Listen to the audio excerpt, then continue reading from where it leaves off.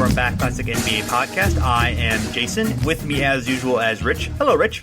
Hey, how's it going? Pretty good. We are going to chat about the 1986 playoff game between the Boston Celtics and Chicago Bulls, in which Michael Jordan scores 63 points. It is a classic game, of course, one of the very first that Jordan really emerged and became the superstar that he eventually would become, even though he was already pretty great at that point. But that's really the first huge game that added to the legend of Jordan. So we recommend that if you're going to listen to this, follow along by watching the video. The podcast itself, it's entertaining, but it's probably better if it's a accompaniment along with the game. So we have the link in the in our notes, and you can find it pretty easily on YouTube as well. So if you're listening, go ahead and find it and start playing now.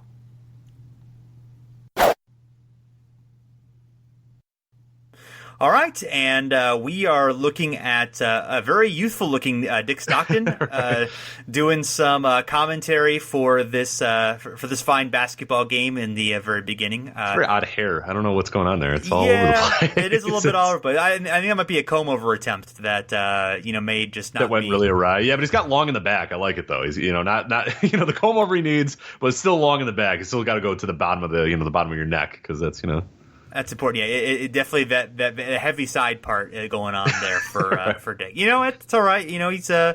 He's on television. He's got to look as youthful as he can. You got to pull the comb over. That's. I always had this irrational. I don't know if you ever had this, where different colored microphone heads. Did that ever annoy you? I cannot say I've ever noticed it. A lot. Yes. I don't know why. Yellow and blue. Look at it. It's so distracting. Once you notice it, you'll never be able to unnotice it from old TV. Because now everything's so polished and everyone's got the same colors and everything looks branded. He's got the I, he's got the CBS, he's got blue, he's got yellow. It's a mess. Let's go here. Come on. Yeah, maybe somebody's a Michigan fan with amazing blue there. That's true. You're right. Could it be Tommy Heinsohn? I would not guess that, but it could be. We don't know that it's not. Yeah, we all know him, of course, as a huge Boston Celtics homer, but he was a national TV analyst during the '80s and was quite good at that. Actually, he was not quite the partisan that he is today. At least he was able to hide those tendencies. Too much Michael Jordan. If you throw the volume up a little bit in this show, you'll see that he's very good. He's very nothing at all that you think he is. If you listen to him these days. Sure. Yeah. I mean, I enjoy him to a certain extent these days, but yes, he is very much. There's no an acquired taste these days. Yeah. So. Yeah. It's and Pat O'Brien talking to Michael Jordan. Pat O'Brien, and now he's got a red microphone head. What are we doing here, guys? Red on red, and you're going to interview Michael Jordan wearing a red jump. What are you doing? What are we doing here, guys? Yeah, CBS. You're never going to be America's #1 network. Never. If you start doing this stuff, all right? Exactly. Come on. Yeah. No wonder. No wonder you're losing to NBC at this point. Exactly right. Yeah. You're getting because you get this stuff together here. But exactly. I love Pat O'Brien. I don't remember Pat O'Brien doing games. Oh yeah. He was before he did the celebrity heavy stuff in the was it Access Hollywood he did in the 90s? I think it was Access Hollywood. Yeah, unfortunately I wasn't the biggest fan of any of those. So I'm pretty sure it was Access Hollywood, but there was Extra too. Was he Extra on Extra? No. Yeah, it's hard to say. There's so many, of course. Entertainment Tonight being the forward. I can't believe there were 3 of those on at the same time. Yeah, exactly. They competed with each other. So Albeck, getting his resume ready. Definitely getting that resume ready. So the Bulls, of course, have Michael Jordan, Orlando Woolridge, Kyle Macy, I think Gene Banks and Sidney Green. Corzine, obviously one of the Corzine, of course, yeah, of course. I cannot believe the great Dave Corzine. The great indeed, Dave Corzine. And the Celtics, of course, have one of the great starting lineups of all time with the Larry Bird, Kevin McHale, Robert Parish, Dennis Johnson, and Danny Ainge as well. Wow. Yeah. Jeez. McHale with the hook. An Ainge fan guy. I don't know. Danny Ainge. Is it GM Danny Ainge that gets you? Or is Blue Jays baseball prospect Danny Ainge? We feel the need to glorify Danny Ainge, I feel like, as a GM a little too much. But, yeah, it's more I didn't like him as a player. He was kind of obnoxious and annoying. And I grew up kind of a Lakers fan, so I was really into Green. Yeah, I was not a big Celtics fan in the 80s, but now, I respect the team. Obviously, the 86 team was quite exceptional, had 67 wins, top 10 all-time team in SRS, and considered one of the great teams of all time, and certainly at the time, in competition for that. And certainly. Yeah, and I think Bill Simmons decided that they were the best team ever, that they would beat the the 96 Bulls. I'm going to go ahead and guess you probably disagree with that. Yeah, I think so. But, it's Bill, so it's fine. Yeah, I don't know if I know who my best team... Like, you know what I mean? I have a lot of trouble with that. Like, I don't know that I would say right off the hand it would be the 96 Bulls, because, there's a lot of things that kind of happened to make the Bulls that good that year as well. So I don't know if I'm quite ready to say that they're the best ever. I don't know. It's really hard to... because with different eras and whatnot, like, I really have a tough time being like, would the 71 Bucks beat the 96 Bulls? Like, I don't know, man. The game is a whole different. Like, I don't know. Like, I don't know if the 96 Bulls would beat the 2016 Golden State Warriors, and that doesn't make either of them, better or worse or whatever. You know what I mean? Like, that there's, if you transplanted the 2016 Warriors to the 96, NBA, they might, not do, there's so many things that go into it that I just always hate that, like, straight one-on-one debate of, would that team beat that team, or would that player beat that player? Like, I just don't like that stuff. Yeah, I think the fair thing is to consider how they dominated, their era, and also consider how tough their era was, So, you can argue a lot of the greatest teams of all time happened, during an expansion year, and this actually was not during. This was a couple years before expansion. Of course, he was a nice block on Parish there. Yeah. Corzine. Guy's a stalwart, defensive stalwart. He's a tank right there. Yeah, Corzine's very thick. He's a very he hasn't been working out a lot, but he's like the least athletic like. It might be the least athletic NBA player I've ever seen in my life. Like, he's just a big lumbering dude. Like, I would say Corzine wasn't very athletic, but he was skilled. Like, he did have some. He's skilled. No, absolutely. No, you can tell. Yeah. Like, you'll see from that block. Like, he gets by on just pure, like, brains. Like, look at that. Like, the pass just went right past him, and he's he, like, kind of reaches his hand up. Yeah. Like, I'm not jumping. I don't know. I feel like there have been, like, awkward and more uncoordinated guys, and he has the more skill than a lot of So he's like more than like your 7'6", some of your like 7 your Pavel Predz. Who was that one? The Mavericks had that guy. He was 7'7", Russian dude. I forgot what his name was. He was so bad. Was it Pravel? Or was Pravel or Pradel? Whatever. Who cares? Yeah, I think it was Pavel. He was terrible. Yeah, I'm sure there's some Mavericks fans who are very angry at us right now. Yeah, I used to love. I really remember him more from video game than I remember because he was I would always good. Put him in. Yeah. He was great in the video game because he's like 7'7". Right. And then I think I was like, this guy's awesome. And then I've watched him play once. I'm like, oh yeah, you need feet in the NBA. Like, you need like footwork. Okay, all right, well, never mind. Those are important. So I like those. The Mavericks always were good about that. They had a Wing Zizou at 1.2. Oh yeah. Good at the oddities. They're always trying out. Yeah, the Mavericks, the amount of guys that they gotta would throw in there and have like 15, 20 game stints with the Mavericks. It ranges from your random like projects to your like Derek Fisher's random like stint there, guys like that. Rodman. Yeah, so I forgot about Oakley, of course, getting the rebound there, being part of the starting lineup. Woolridge, Corzine, and Kyle Macy, who, I don't know a whole lot about Kyle Macy other than he was a. We did a show on him, didn't we? One of our first 5 or 6 shows, I believe, was. You can look in the archives. If you search up Kyle Macy over and back, you should be able to find it. But I'm almost positive we did. I don't remember exactly what number, but I'm fairly certain. We talked about Kyle Macy for an entire episode. So one of our old school episodes too, we went like an hour and a half on a player. Kyle Macy. Definitely. I'm almost positive. It was Scottie Pippen, Rick Barry, and then I think Kyle Macy. So I think it was third. So yeah, it makes sense. So Kyle Macy, he twice led the league in free throw percentage. Spent most of his career with Phoenix, and near the end of it at this point, he is now an assistant coach with Transylvania University in Kentucky. Yes, which sadly their mascot is not the vampires, which seems ridiculous. Like it's. What did we looked it up? I forgot what it was. Yeah, it was not very good.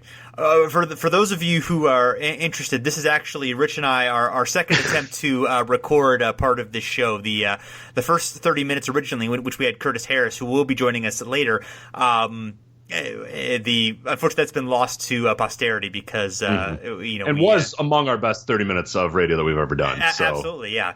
So we had a few recording issues throughout. So you may notice a few musical interludes here and there, and some occasional dropping in and out. Nothing significant. I've edited most of it out. So we'll blame Skype for the for the. That's good. It was really. I mean, to be fair, it was Skype's fault. But yeah. I mean, in a way, mine and Skype's fault. So. Sure. It was your voice who was dropping out most of the time. So I guess we can go ahead and blame you. Woolridge at the free throw line. Woolridge was kind of a forgotten, pretty good player for a while. Yeah, the thing with Woolridge, which it sort of sucks, is that he was, prior to the Jordan era, I mean, that was the marquee player for the Bulls. It was between him, you had the Artis Gilmore, like the late Artis Gilmore era, Reggie Theus, David Greenwood, but then it was Orlando Woolridge, who was just kind of coming into his own around this time. And the Bulls, they draft Michael Jordan, and then it's like this, this enigma that comes in, and Woolridge is just kind of on the outside looking in. I mean, he doesn't really fit in, with Jordan, like they don't work as well together, but it's just such a, you see this guy who's kind of emerging, who averages 20 points a game this year, he shoots almost 50% from the field. So he's a guy that, you look at a small forward star and you look at a guy, okay, here's a guy that the Bulls can build around. But then they get Michael Jordan and they don't really need him anymore. So it was kind of quickly where the Woolridge was, no longer needed. And after this year, he signed as a free agent with the Nets. Apparently there were drug issues as well, kind of beginning with this year and then leading up into, his post-Bulls career. He went to the Nets and a few other different spots after that. And unfortunately, he died in 2012. As well. And it was kind of a sad story about him dying too, but one of the big parts of his career is like, this was the guy that he was there for the Bulls. He was one of the emerging Bulls stars. And then Jordan comes and there's just no need for Orlando Woolridge anymore. So he's kind of forgotten for that reason, but a really good player in his time. Just, he hasn't aged gracefully in terms of how NBA circles and how they perceive him. Yeah, he seems like he would have been the kind of guy who had the right skills and attributes to fit along with Jordan. Like if he had been able to hone his game, and he just seemed like a guy with the a lot of size and the tools to be able to kind of a sort of halfway between Pippen and Grant, maybe, is in terms of kind of being that rebounding forward and maybe being able to have some versatility. Not necessarily like the ball handling. Obviously not nearly as good as those players, but if you squint, you could kind of see him being a guy who would fit in alongside of Jordan pretty well, given if he'd probably, first of all, not having the drug issues, and also just being able to play alongside him. But or deal with Michael Jordan too. Right, there's that. Not just on the court, but also Michael Jordan, the person, which people kind of forget. And of course, this is a good game to sort of represent it. And that's the famous video gif that you've probably seen 1,000 times of. Yes. Jordan crossing over Larry Bird right there. But around this time, it's kind of funny. What we think of now as Michael Jordan, this guy who was always good, he was always great, he always won championships. He was this guy, there was a lot of issues right now with, the Bulls, with Michael Jordan, what Michael Jordan was, what he would become, what kind of, player he was for his teammates, what kind of player he was for his coaches. Like, we kind of forget this era of Michael Jordan. He wasn't perceived. He was a budding superstar, no doubt. And, you'll find out from the context of the game, an awesome player. But there were issues with him, too. It wasn't all just, roses. Yeah, absolutely not. And he'd only played 18 games this year because of a foot injury, one that people were worried about whether he'd come back from. We're going to talk about it later, but there was a whole lot of fighting with Jordan and Jerry Krause, the general manager, and Jerry Reinsdorf, of course, the owner of the Bulls, about when Jordan was going to come back, and it was delayed for months, and then they basically wanted to tank the season and sit him out, and then he came back and fought with over minutes limits, and it was just a big mess. So they were a 32-50 team that made the playoffs. So it was not a good situation. Obviously, if Jordan had been healthy, they probably would have been close to 500 or better. So they would have been okay. They had some talent, but definitely this team was troubled beyond just Jordan's injury, of course. Yeah, absolutely. We're looking at other scores around the league right now, which is pretty great. We should mention that, of course, this being the playoffs. You're thinking, oh, man, the Bulls were probably a pretty good team, right? They're in the playoffs against the Boston Celtics, right? Well, don't Dominique with 50, by the way. Not so fast, because they were actually 30-52. Yes. It was not just a very odd year. People think that, this was a really just a ridiculous era of, I don't remember if this got lost in the recording or if it was in our intro part, but, Curtis let us know that the big reason why this is such a weird playoff year and why, the next 2 years were kind of weird as well is this is the first year where they added a few more teams into the playoffs. Yeah. So before you add a few more teams, but then it would be 2 more years until they would actually add new teams to the league when Miami and Charlotte came in 88. So you have this not enough, way too many playoff spots for not enough good teams, and you result in the Chicago Bulls, being 30 and 52 getting in the playoffs. But it wasn't just them, though. It's kind of interesting. The 86 Eastern Conference, the 6th seed Washington, they were 39-43, so they weren't much better. And the West actually surprisingly wasn't very good either. The 7th seed Sacramento was 37-45. San Antonio, we saw both those up there. They both got slaughtered by the teams they were facing. It was the Rockets, and I think the Lakers just slaughtered the San Antonio and Sacramento. But San Antonio, they were the 8th seed, and they were 35 rather. And 47. So really a lot of bad playoff teams here, but a lot of really good, powerhouse teams as well. Of course, you had the Boston Celtics, as you mentioned, 67-15, Houston 51-31, the Lakers at 62-20, then Philadelphia at 54-28. So a lot of powerhouse teams, but a lot of bad teams kind of sneaking into the playoffs as well. Yeah, this was definitely a year of, you're really great or you were really bad, and there wasn't a whole lot in between. Yeah, it was actually 84 where it expanded to 16 teams in the playoffs, and then as you mentioned, 80. I think 89 season was the first expansion season. Okay. Then 90 they added 2 more teams, so it went from 23 to 27 teams. So and then obviously in the 90s had more expansion, and they have not expanded the playoffs since then, thankfully. So nice move by Jordan, getting the and one there. So.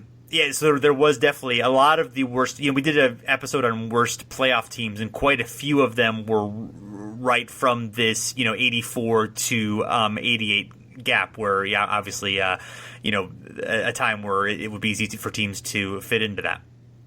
Yeah, absolutely. And if this is Jordan starting to kind of get hot here a little bit, that got lost in the ether. But Curtis and I and all 3 of us were really good at badmouthing Michael Jordan the first few minutes of the game because he misses a bunch of shots, like he has a bunch of turnovers, and it's like, oh man, he looks garbage, And then yes. Woolridge just looks great in the first few minutes of the game. Like if you're watching with us, Woolridge looks like he's going to score 63. But nice pass by Walton to Bird, and then Bird is unable to finish. And there's Michael Jordan, who uses a smaller size ball than the rest of them. Did you see it? Like, it's just amazing. It does. That guy's hands and the strength to do that, too. It's not easy to do. Like, even if you have big hands, it's hard. There's Corsi. There you go. Oh. Smooth moves, though. Yeah. Those are going to work at the rec center for a long time. Like, that dude's going to drop. If you need a point, if it's 10-9 and you want to wrap this game up, going to 11, you get the ball into Corsi and let him work in the post, and he's going to win that game for you. Oh, Bird. Ooh. Nice. Yeah. Woolridge is a decent defender, too, Woolridge, it seems, in this game so far. Yeah, he's doing all right. He's probably a guy who would be interesting to examine a little bit more. Not that we need a whole show on him or anything, but yeah, he's sort of definitely a what-if case. I mean, he was pretty good on the he kind of definitely had up and down period in his career. Obviously, the drugs will do that. Sure. Was pretty good in '89 with the Lakers, and was... had an interesting career for sure. And later on was he was a WNBA coach for the LA Sparks and led them to some of their better success. So yeah. And drugs are a huge issue, by the way, with this team, the Bulls team. We can get into I don't recall if we got into that later in the show, but plenty of guys on this team had issues. Quentin Daly, he's not been on this game and not even on the roster anymore. He stopped in, I think, February.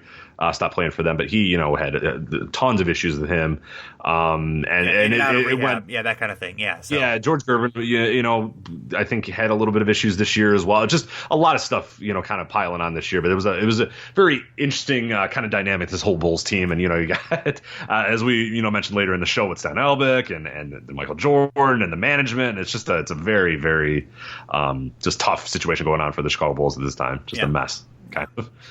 And not a mess are the Boston Celtics. Of course, they, in addition to their starting lineup, which you mentioned, they also have Bill Walton, the 6th man of the year this year, the best year of his career outside of the 2 great Portland years, and was basically left for dead. Was stuck in. With the Clippers, had returned for the 83 season after missing 3 full seasons and only playing 14 games in 1980. So he missed 2 years in a row, returned for the 83 season and played part of each of those seasons, I think 33 and 55 games, and then agreed to a trade to the Celtics, but had to basically forfeit all the money he was owed by Donald Sterling to do that. And then the Celtics doctors wouldn't clear Walton, and then Walton tells a story about Red Albeck, visiting him and saying, can you play? And then Walton promising that he could, and he's like, go ahead and clear him, basically. Which even if Walton is exaggerating, as I suspect possibly he might be, that's still a fun story. So no, it's pretty good. Yeah, no, it's just amazing. Yeah, that even he had the desire to play. Because honestly, if I were him, I'd just be like, man, so much pain. These issues, like I'm done. Like I'm out. It's over. Especially in that situation in San Diego, to still have the love of the game after what happened in the Clippers and what happened to the level of his career. I mean, I'm sure it was I had this unfinished business. I want to prove that I still have something in me, anything in me. I'm sure, but like I would have an impossible time saying, yeah, okay, let's get back on the court, let's get ready, let's do this, and not only that, have a really good year, to boot. So yeah, it's really admirable what he was able to do. Yeah, and he's moving quickly. Obviously he's hobbled, but he. I'm kind of surprised at his ability to sort of move quickly and to run and to be able to do that despite obviously having the foot problems and the pain that he was in. Yeah, you think he'd be more like Corzine, where he just rely on smarts and no athleticism whatsoever. Right. But you can see that he's getting around pretty good. I mean, he got for a rebound a few minutes ago and got it pretty high too. So he's definitely affecting the game in a lot of ways. So it's definitely interesting to see, given what is going on with his feet and his knees and his back, and just absolutely ravaged by injuries at this point too. So yeah, some foreshadowing later on in the show. We were going to be very surprised at how many rebounds Bill Walton has in this game. So look forward to that. Yes, yeah, I remember that. Yeah. So Dennis Johnson, he's sort of toward the end of his kind of peak. He would start to fall off a little bit come 87, 88 was basically done by 90 or so as an effective player, but obviously was really the player when he came in 84 was able to turn the team around after they had faltered and been swept by the Bucks in 83, and obviously led them to 3 finals and 2 championships in 3. Well, helped lead them. Obviously, Bird was important too, and Parish and McHale as well. So there's Corzine skying down the court. Good hustle, Corzine. He should not have wore short shorts. I think he should have been even before Jordan. I think Dave Corzine should have said, "You know what? I'm actually going to wear some longer shorts if you guys don't mind." Yeah, you guys don't mind. Oh, McHale just does him dirty. Oh wow, McHale. Yeah, McHale. It has that really weird cut to his jersey where it's almost more like a tank top than it is a jersey. Yeah, exactly. Yeah. The Celtics kind of had that old-fashioned cut, but I feel like it's even more pronounced. Jordan steals it from McHale. Charge. Oh. What? Walton's mad. Walton's going to be pissed. Walton's flaming mad. Walton is not going to be happy about that. No. What's this Michael Jordan? Why does he get taking my calls? I was the MVP. Exactly. Yeah. That was a nice steal by Jordan. I should have given it up, McHale. Yeah. Got a lot of guards on the team, buddy. There you go. He shouldn't be handling the ball. Foreshadowing to his coaching of James Harden later in life. There you go. Oh, there's Jerry Sichting, number 12. There we go. Yeah. We'll talk more about Jerry Sichting later, so I won't. We do, yes. And the whiteness of the Celtics we talk about later. That made the cut. So don't worry. Yeah. We've got Gene Banks, our favorite. Yeah. We talked a lot about Gene Banks. Hustling Gene Banks. Yes. So he's enjoyable to watch in this game for lots of good things. The other guys who are the marginables that you may not have heard of, Sidney Green, who was in his last year for Chicago, then bounced around the league through 93. Gene Banks, also near the end of his career, he played with the Spurs for a few seasons in the early 80s. It was the first ever McDonald's Classic MVP. And I don't think he's in yet, but of course we alluded to it. But George Gervin, this is his final season, and in fact, this is his final game. He does not play in Game 3 of the series, and has a pretty ignominious appearance in here. So I think Banks and Bird just kind of got into it. Bird grabbed him by the neck. Fight! Yeah, Albeck's ready to go. Yeah, Albeck will fight you. He's not afraid. Yeah. Right. Yeah. Look at Banks. Yeah. He's just staring back. I'll kill you. How dare you, Larry Bird? I don't care who you are. Yeah. I'm gonna blame Bird on that. That was Well, and you grabbed him by the jersey. Yeah, I don't know about the reaction wasn't great either. But. Yeah, well, he's not gonna talk it over. Not gonna take any mess from Larry Bird. 0-5. This Larry Bird guy, I'm telling you, I don't know. Yeah. I think he's done. I think Larry's done. Yeah. I don't know. Does he have any more good years in him? I say no. Probably not. No. 87? Nah. Yeah. Got nothing. Garbage. Also, John Paxson is on this team. Is he a rookie this year, or he's young? I know that. I don't think he's a rookie, but he's young. They actually, I think they acquired him, if I remember correctly. Let me find that out, because he's not a rookie, but I forgot how he got on the team. Okay. Did he come from Cleveland? Did he play for Cleveland briefly? Yes. Yeah. Okay. I don't know how long though. How long was he at Cleveland for? I don't think it was long. Yeah, it was not. Or no, the Spurs. Was he part of the Gervin trade? I guess. Yeah. Let's see here. Selected by the Spurs, the 19th overall pick of the 1983 draft. And then he signed as a free agent with the Bulls. So. All right. Well, there you go. I did not know that. Exciting. Yeah. Great transaction. Great story. John Paxson transactions. Let's discuss more. Checking Bird's wrist right now, making sure he's okay. Here was the star of our entire show, Mike Smrek. Yes, Smrek. Did we ever come? I don't know if we ever came to a conclusion of what it actually is. Did we ever look it up on Smrek? Go with Smrek. Okay, let's do that. We'll go with that. Smrek. Not Shrek. Not Shrek. No, not to be confused. No, not to be confused with Shrek. It would be easy to do, so we don't want to do that. McHale with a pretty jumper there. Yeah. Yeah, we get into a lot of discussions. It's not you, me, and Curtis do not do a very good job, but then we have our bad white centers expert come on later in the show, and he absolutely Reinis does a nice job. Yeah, that's really his breaking that down. Yeah, that's his wheelhouse for sure. It was nice. We didn't know it was, but it is. After listening to the show, you'll know that is his wheelhouse because he knows like ridiculous facts about many bad white centers. So. It was good. It was a nice time. So, George Gervin's. This was his last season. He did have a 45-point game during the season, so like it wasn't like it was all bad for him during the entire year. But I think he talked about it later. But yeah, Jordan didn't really want him on the team, and it actually was probably helpful for them with Jordan being out, and he was able to, still be a reasonably good scorer. But yeah, not ideal situation for him. So. But then he ended up playing for years and years and years after this too, which was just fascinating. I mean, obviously not in the NBA, but in Europe, yeah.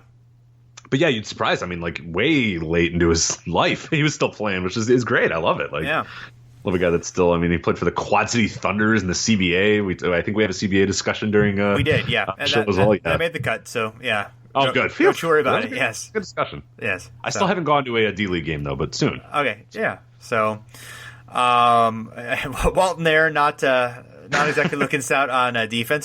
Macy with a. See. Now, was that a 3-pointer? Did we double check that? Oh yeah. What happened? There was controversy. We discussed it later. There was controversy over that because they didn't count it as a. They didn't count it as a 3-pointer, right? Even though it's clearly a 3-pointer. Yeah, right? That was clearly a 3-pointer. Yeah, Yeah, that's what it was. We looked it up, and they didn't call it a 3-pointer, even though are we going to get a replay of this? Maybe the box. We're just going to see Dave Corsine's ass for a long time. Yeah. Oh no, they're going to show the fight. Yeah, no, okay, so that was what it was. Because later I come up with a fun fact that the Bulls box score shows no 3-pointers made, but maybe the box score is just mistaken, and maybe the one I assume you used the Basketball Reference box score. Yeah, I did. Yes, yeah. Unfortunately, well, then Kyle Macy's career is up to this point. If he's like one 3-point made away from Hall of Fame eligibility, it's and if people are like look, if he's got 200 3-point made, I'll get him in, but at 199 I'm not going to vote him. Yeah. That would really suck. So we should send this along to the proper authorities. I don't know who that would be. To Naismith Hall of Fame. Mr. Naismith. Mr. Naismith himself. The basketball day. Yeah. Yes. We're recording this on the basketball day. We are. Yes. December 21st. It's been. Did you do anything fun for basketball day, Rich? I played basketball at lunch. Does that count? Oh, it does count. Yes, I consumed basketball and recorded a podcast about basketball. So fantastic. I think it counts. I'm talking to you about basketball now. Yes, so really, indeed. Yes. So all right. So Kyle Macy had 192 career 3-pointers. Oh wow. I mean, you get 193. That's a whole different. I mean, you know what I mean? Like that's an upper echelon. It's like it's a good cutoff. But now he's stuck. Back there. Sucks. Yeah. Jordan, own Bulls here. I feel like Jordan. I'm sure he has scored a lot in this game, but he really doesn't like. It's the end of the game where you really get a lot and a lot of it it's like at the line too. He does a bunch, but he scores a lot too. Like he's a lot of jumpers or whatever. But yeah, like the first quarter, he's really just not doing much of anything. Yeah, he does score a fair number of points in the first quarter, but yeah, it is not. It's not like they're feeding him directly. I mean, it's more of going through the offense kind of thing. He's just... Well, the other thing too, then I forgot who brought this up. I think Curtis brought it up in our original recording. Is people have this idea of like this era of Jordan was just like he just dunked over everybody. He was just jumping and flying and like he had no skills. He was just like a super athlete or whatever. And it's not true at all. Like if you watch all this, like half his points are just like mid range jumpers. Like he had that. That drop step fadeaway, that really good mid range jumper. He had that from forever, and that's really what propelled him to superstardom. It wasn't, the athleticism was great, as you just saw by, him coming out of nowhere to block Bill Walton. I mean, of course, that was a huge part of what made Jordan, but what made Jordan as well is, really good jump shot and really good fundamentals as well. And even in this era, he's not just a wild athlete. And we mentioned as well that, the foot being still not very well healed, as you can tell by his limping and stuff like that, that's another aspect as well. He's just, and that's it for Mike Smrek, by the way. So Smrek, I hope you enjoyed it. So. Smrek is gone. Yeah, so hope you enjoyed that. So him and George Gervin had very short stints in this game, but it's just kind of fascinating to see because I even have that perception too of Jordan as just this like wild athlete at this point, but he's still got the fundamentals. I mean, you can tell what he had even now. I mean, he obviously honed them over many years. But yes, they are definitely on display. No question about it. So Bill Walton at the free throw line. Yeah, they hit that sort of shot put free throw, but his percentage was good. So do you ever see how crappy the ball looks? I always notice that when I watch old basketball.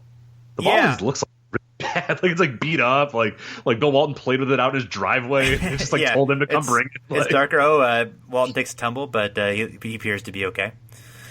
I haven't noticed Scott Wedman playing in this game. I feel like has he come yet? He plays in the game for sure, but but I haven't. I do think we're at the all white lineup at this point. So you are, yeah, nice peak, yeah. So look at these fundamentals. Wedman might be number 8.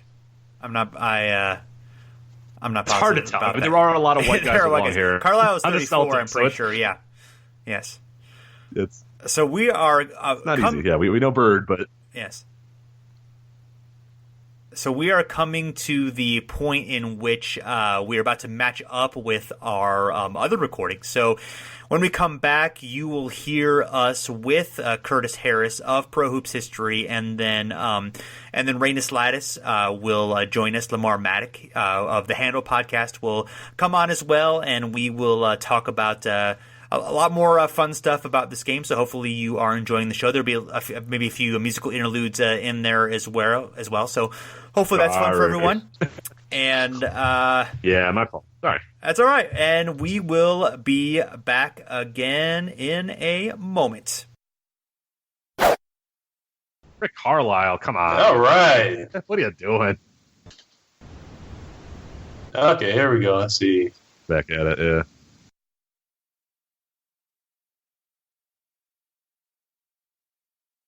Now nice. Yes.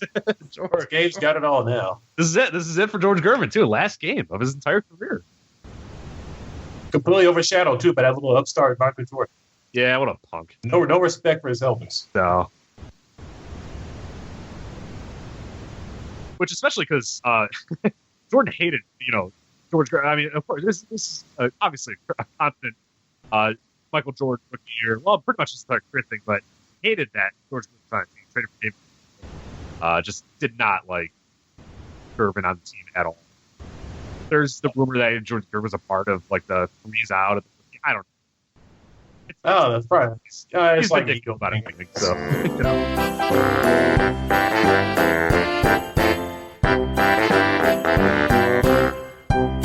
Yeah, this is, I don't think we mentioned before, but this is actually Gervin's final game. He does not play in Game 3 of this series, so sort of a ignominious way for him to end his career. He doesn't look like he's particularly, he's out there now, he doesn't look like he's particularly, like, excited about the game. Let's put it that way. No, I don't think he likes being on the Bulls this year. Yeah. Yeah. I mean, it's also being guarded by Rick Carlisle, so that's true. That's kind of like a sign that you're finished. Yeah. You just stick Rick Carlisle. We'll be all right. Yeah. He had a 45-point game earlier on in the season, so he did at times obviously still have the old magic, but I don't know if once Jordan came back it wasn't fun for him anymore, or I'm sure that's exactly what it was. I'm sure that was a big part of it, but yeah, obviously he was close to being done. He played overseas, I think, but he obviously didn't play in the NBA again. Yeah. And so he also things ended for him kind of badly in San Antonio. He fought with Cotton Fitzsimmons and wasn't really happy there. So yeah, I mean, don't forget, like Albeck was the coach in San Antonio, right? So, yeah, right, exactly. Back to coach he liked probably, but yeah. But the coach he liked wasn't probably that happy either. So yeah, the way they make Albeck twist in the wind after the season is done, and the way they court Doug Collins, and Collins is like he has there's like secret meetings and stuff, and I mean they really did stand Albeck pretty dirty after this was done. And then we do the same thing for Doug Collins in a few years. So. What goes around, or what goes around comes around. Yes. So. I'm looking at Gervin's Wikipedia. I had no idea he played in the Continental Basketball Association. I really wish I was like 10 years older, just so I was old enough to like drive to like watch Continental Basketball Association. Like the amount of like awesome players that went through that league, and what a wild league that was. Oh man, I really wish. Because like now I would be stupid enough to be like, oh, I'm going to see the Quad City Thunder or whatever. Like I could do that. Like that would be reasonable. Where on a weekend I would just drive 4 hours. That's another thing Isaiah Thomas killed. So that's unfortunate if that's not around anymore. Yeah. The Rockford, I forgot what they were. Yeah. I feel like if you were going to put that's not far from me at all. That's like an hour and a half. I'll do it. I'll do it every weekend. If you were going to put a new team in the Quad Cities, you would have to call them the Quad City DJs. Oh, absolutely. Yeah, the Space Jam song. Yeah. The warm-up song. That's the one good thing about Space Jam is that song.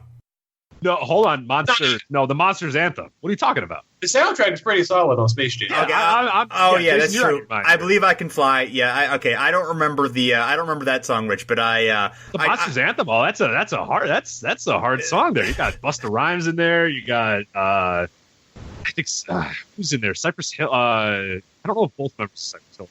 But all right, I'll take your word for it again. The last time it's actually like a legit good song. Like LL Cool J has like a really good verse on it. Like I'm not lying. It's like a legitimately good song. So. All right. Well, I take it back then. I didn't mean to disparage. Yeah, you got Busta Rhymes, Coolio, LL Cool J, Method Man, and Be Real. Well, that's right. Set them straight, Rich. There you go. Hit 'em high. Hit 'em high is the name of the song.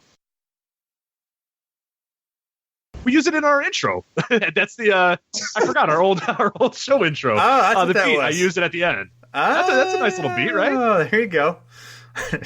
Well, yeah, I'm older than you guys, so I don't know all these. I don't know all these fancy references. Yeah, okay. I don't know anything about this 20-year-old soundtrack.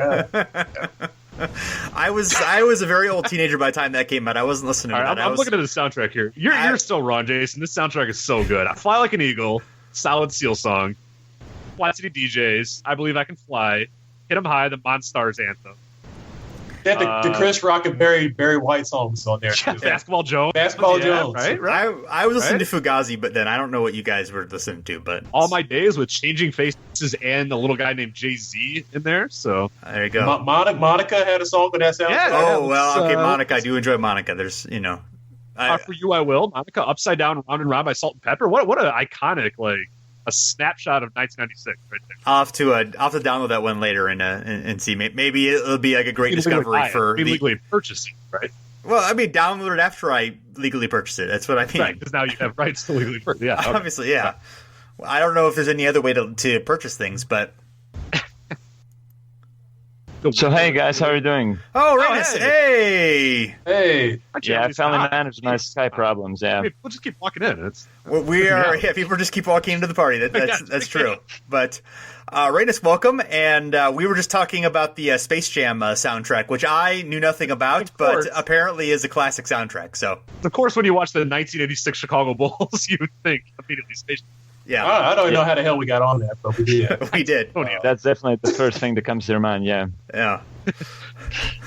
So we've actually talked relatively little about the game itself, other than a few Mike Smrek jokes and and making fun of Dave Corzine. But other than that, we haven't really analyzed it as much as you might hope. So, well, Larry Bird just had a great left-handed layup. So. That's true. Yes. For some reason, before joining this chat, I thought that there would definitely be some Mike Smrek talk. So you were in luck. So yeah, there was plenty.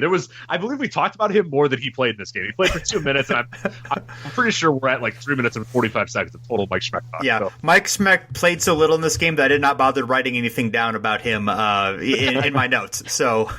Because I didn't figure it would be important, but wow, you take notes on this? I have not used that many, but yeah. But hey, he's the only international player in this game, so you have to take some notes on Mike Smrek, I guess. There you go. So I didn't know he was international. There you go. Yeah. He's from Canada, right? Oh, I don't count that.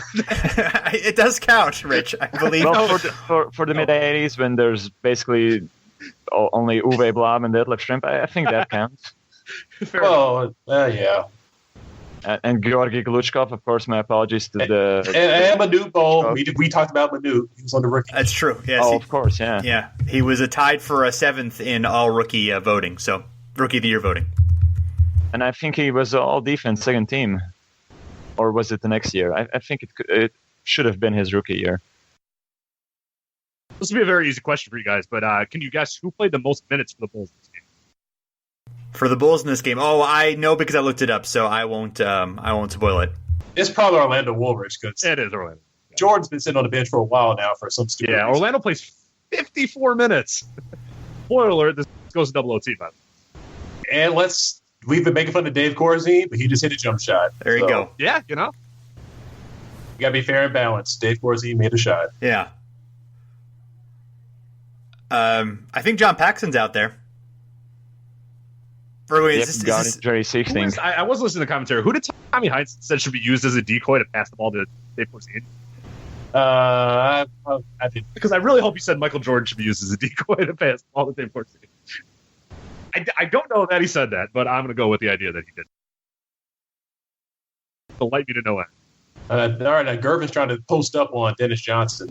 And they are making an aggressive attempt not to give him the ball. So, right, yeah, like Paxson looked at him for like a minute. Was nah. Yeah, I guess they're afraid what Jordan will do if they pass him the ball. So, but Jordan's still sitting on the bench, man. I mean, he can glare at them. He can exact his revenge later. So.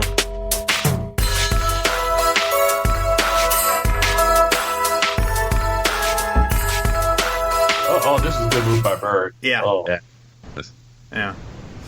Yeah. Dave Corzine did not play, did not rim protect to the level that you would expect, but that's fine. Oh, George. Is that it? Yeah, that's it. I think that's it for him. George Gervin. George Gervin's NBA career is done.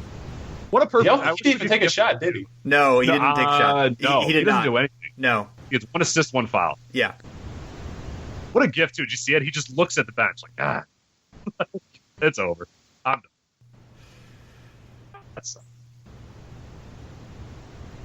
Yeah, I guess Paxson, other than Jordan, Paxson's the only championship player on these teams, right?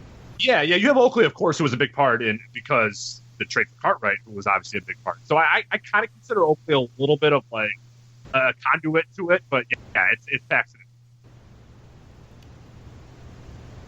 Unless I missed the Sidney Green 1992, but I don't think I did. Yeah, I don't think so. Was Corzine on the bench for the 91 team? Am I making that up?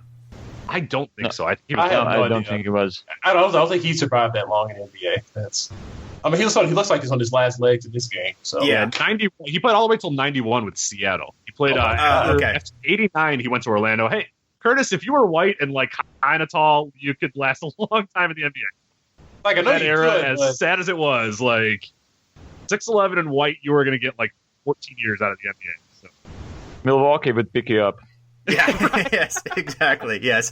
Or, yeah, I think probably expansion really helped those guys because that gave them 4 teams, 4 options for, almost like 12 roster spots where those, where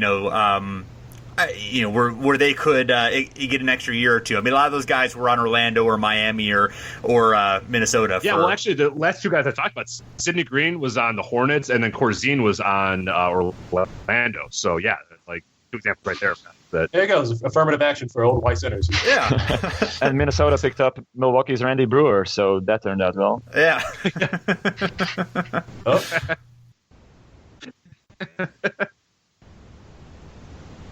I would like to hope there was a quota for like bad white center, like bad white. Like, now we gotta sign one. Find out what Corzine's doing.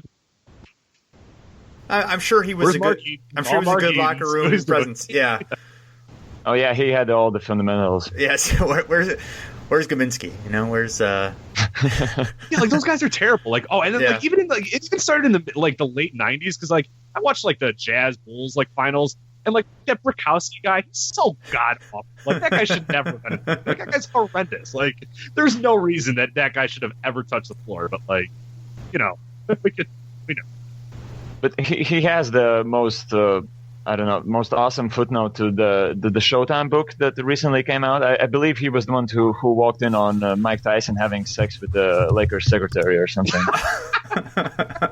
They even called him up on the Libertard show just to talk about that one instance. So he has that going for him still. Oh, Frank Brikowski.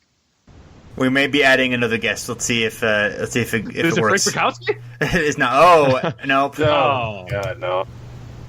Couldn't get Frank on the show. It's just too bad. 13.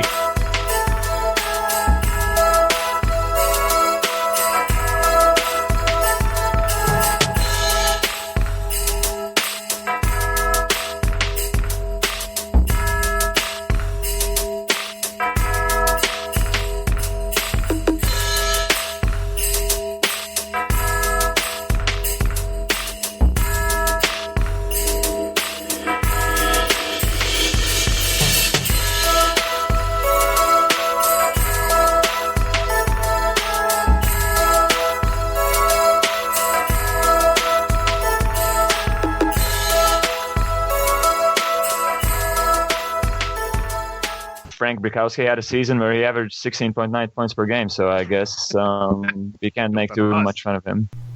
Yeah. Was it with Milwaukee? Yep. How did you guess? Hey, I had lots of basketball cards when I was little. I had a lot of Frank Brikowski. So, oh wow! I just love watching McHale in the post. He got cracked on the head too. Yeah. His post good move before he got hit upside the head. Yeah, his move was incredible. Like, you really don't appreciate it until you watch him and really focus on him. But man, incredible. Yeah, is he bleeding above his eye. Yeah, his eye. Yeah, I thought so. Yeah, there's a big gash in his eye. Yeah. This is when HIV/AIDS was not a big deal.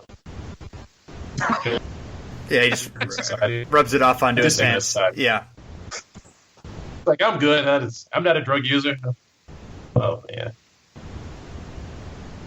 Wow, it's really dripping down. Yeah, it's dripping into his eye practically. Yeah. That's really. Yeah, we're not going to stop the game. No, nothing. Okay. All right. And like, no one's going to the scorer's table. No, there's not even like a. No concern either. Like, yeah, whatever. They're already starting to double Jordan, which is pretty fascinating. All right. Woolridge has got the N1, and Boston is still not making any moves to get Bleeding McHale out the game. Yeah, Woolridge is playing actually really well in this game. I mean, it seems like for the most part, like he's really he actually is contributing. You know, are we sure that he doesn't score 63? Do we know that for a fact that Jordan that scores 63? Maybe we'll uncover something. You know, maybe I don't know. I wonder if has anybody actually watched this game, because I think Orlando Woolridge scored. Maybe there was a massive statistical scorekeeping error. You know, maybe the Boston scorekeepers for some reason wanted they were afraid of Woolridge, so they wanted to give Jordan all the credit, and that's how Jordan's legend began. I mean, well, really, this is just a fake news in the 1980s. Michael Jordan scored 63 points. Exactly. Yeah. It's all just a vicious rumor. Yeah. And the Boston scorekeepers might have been watching too many white guys, so who knows? Yeah, they might not have been used to a black guy performing so well on. There's a shot at the bench, and they're all white. Oh, yes. Rick Carlisle. Yeah. Well, hey. Yeah. Don't make fun of Scott Wedman. You can make fun of the other guys. Scott Wedman earned that place on the bench. Yeah. Scott Wedman's a saint. We would never disparage Scott Wedman here. Exactly, man. He's a former All-Star. He deserves to sit on the end of the bench. There you go. Yeah, he's part of the 81 Kings. Anyone on the 81 Kings is gonna, is all right by me. So as we always say, as the old saying goes, anyone in the 81 Kings. Yes. Scott Wedman, Phil Ford. Yeah. Otis Birdsong. Yeah. So, in an attempt to organize very briefly, do we feel like this is the game in which, like, the Jordan now is like, he is definitely going to be like one of the greats in this game for a very long time? Is this kind of the one that seals it, or do you think that he was already seen that way at this point? Because this is the end of his second season. He was injured most of the year. He had a really good rookie year, and obviously was already people understood that he was great. But I think as far as Michael Jordan's going to possibly be on par with all these legends, do we think this is kind of the first point where that became evident? I think that's definitely true. He had an incredible rookie year, obviously. You go in and you set a playoff record for points scored in Boston Garden, of all places. I think people will start talking about you as not immediately as an all-time great, but definitely you're on the right road toward being one. And I think just proving that the injury wasn't going to slow him down at all either, because that's a major injury, and he, of course, we'll talk. Oh, I'm sure we'll talk about it a little bit later. I mean, he didn't really follow protocol. He played early. Like, there's an idea that this guy's never going to be 100% healthy again, the way he kind of rehabbed it, and he was. I mean, you see this game, and it's like, he's as fast. He's faster than everybody on the court. He's more agile than most people on the court. Like, I think, just from that standpoint, he could be.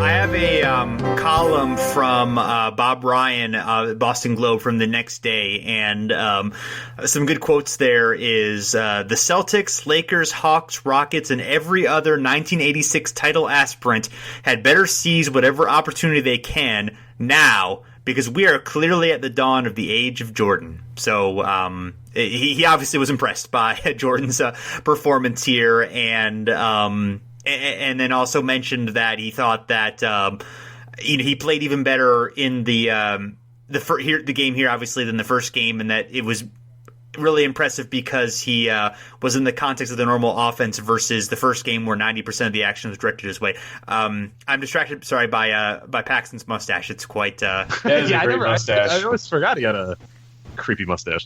Yeah, it's creepy or glorious, depending on your definition of such things. Yeah. I just also like to note on Jordan so far, he hasn't dunked the ball once, and the common theme is or the common narrative is that early in his career he was just all acrobats and dunking, and then by 91 or 92 he developed a jump shot. But so far in this game, it's been a couple of layups, but mostly bank shots and jump shots for him. A lot of jumpers from him. Yeah, I mean, here he goes again. Yeah, he's getting to where he wants on the floor, but you're right. He's not getting right to the basket. He's not, they're not really, they're not running a whole lot, really. It's been more in the half court that they've, they've gotten a few transition buckets here and there, but you're right, Curtis. And I'm sure probably the foot might be part of that. Yeah, he's not getting up as high. Yeah. Yeah, I think the foot injury at this point limited him. So he's doing a lot of footwork and pump fakes, and once he does jump, he's doing a lot of, double pumps while he's in the air, drawing fouls. So already showing he's more than just a high flyer, Michael Jordan. Yes, he was pretty good.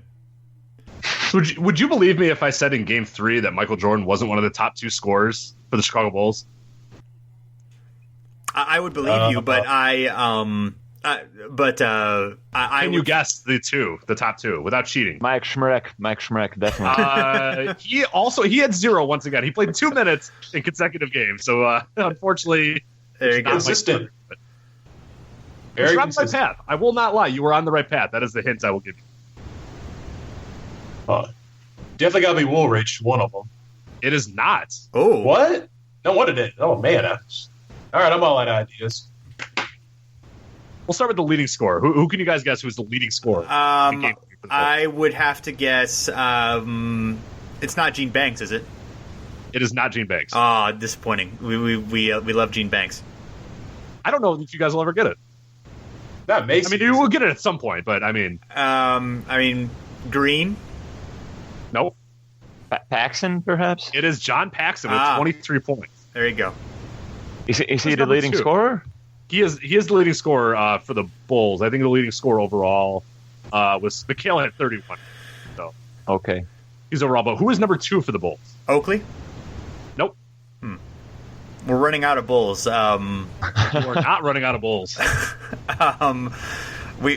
We said Macy, we said Banks, we said Green, we said Smrek. It is not Juan Oldman either. He did not score it. I know he was next on your tongue. Quentin Daly didn't play in the game, right? Yeah, Quentin Daly did not play in the game. No. I don't know who we have left, Rich. So I'm afraid I don't have an answer. How about Corzine's revenge? 22 and Corzine. 15. 22 and 15. So you shut the hell up. All right. Yeah, please. The Boston just probably left the lane wide open for I him. mean, he was 9 of 17, so he just took the shot a lot, and I'm sure they just triple teamed Jordan. We're let Dave Corzine Corzine take all the shots he wants. Like, let him. Yeah, let Dave Corzine take all the shots. Yeah, I'm sure with those 17 shots, like 15 of which were like wide open.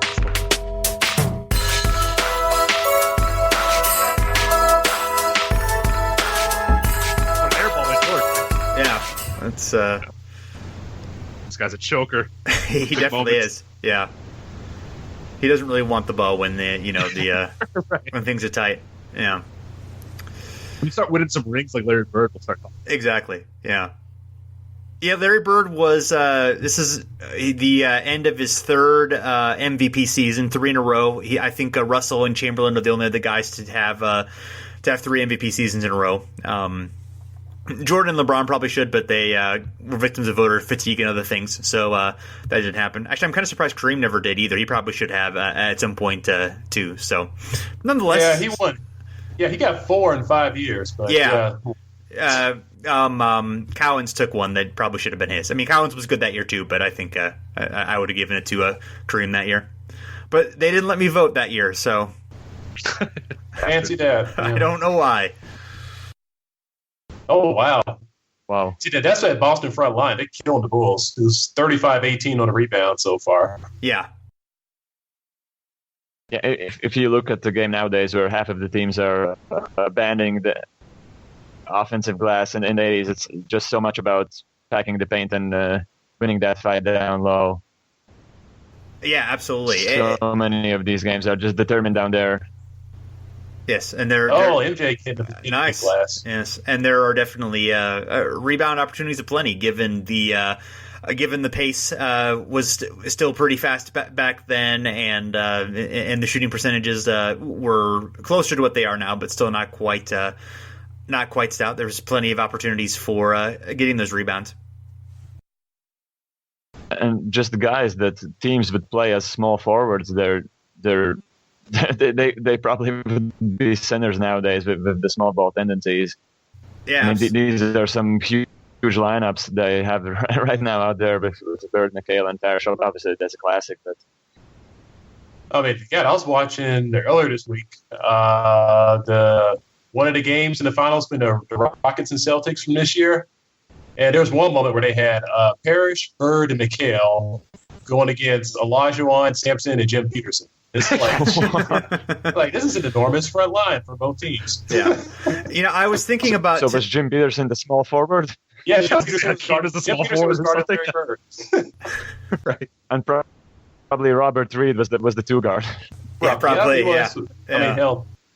I mean, cocaine got the other guys wrapped up. So Right. Yeah. shout out to Robert Reed. He's like the only guy from Rockets in the '80s that was like a backcourt player that didn't get caught up in drugs. Yeah. I shouldn't say that, but And he was on. one of the few. He was on both finals teams too. All that. Yep. And wasn't Alan Level on both finals teams as well? I think and you're also right. someone who didn't get caught up in drugs.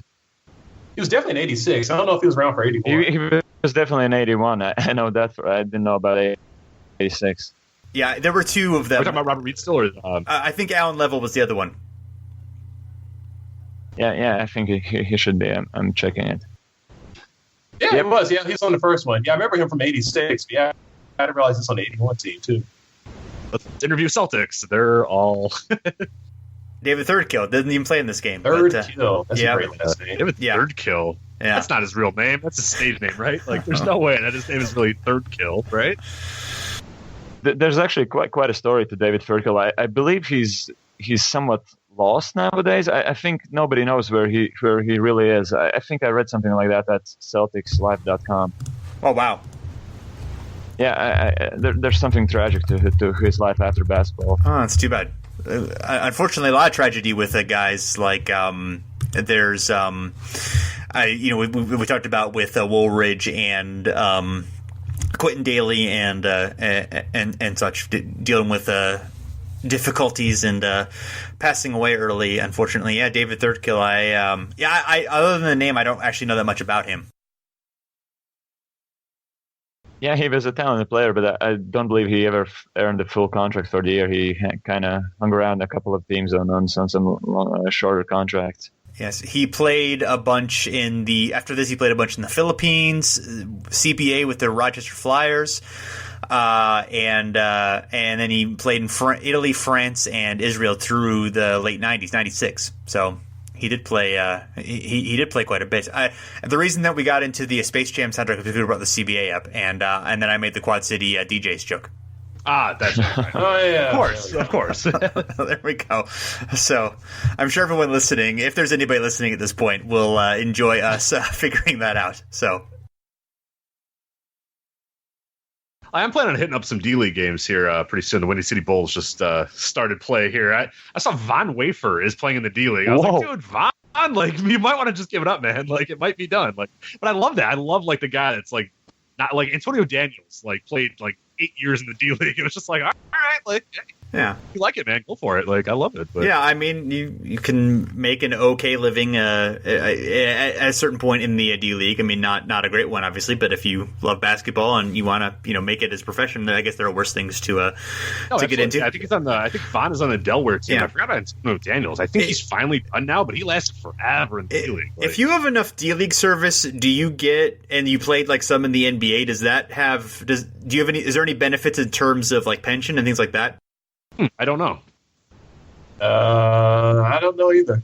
Then again, apparently we're about to get a new CBA done, so yeah, maybe that's something to address. I know they're going to increase pay for the D League players, right? Yeah, I mean it's the new it's marginal. I mean, I know that the some of the guys will be able to make kind of their full pay if they're in there. I know they're changing that around, but I'm curious because that would obviously, I mean, if like you can count, let's say you're a borderline guy and you had a couple seasons in the NBA and you're barely holding on, but you can hang on long enough to get a pension, that would obviously be very, very beneficial for you to play in the D League for to hold on for an extra year or two. If you're talking about older guys, I know that Damian Wilkins is still hanging around and playing in Greensboro, and he must be like 37 or 36 Wow. at this point. Wow.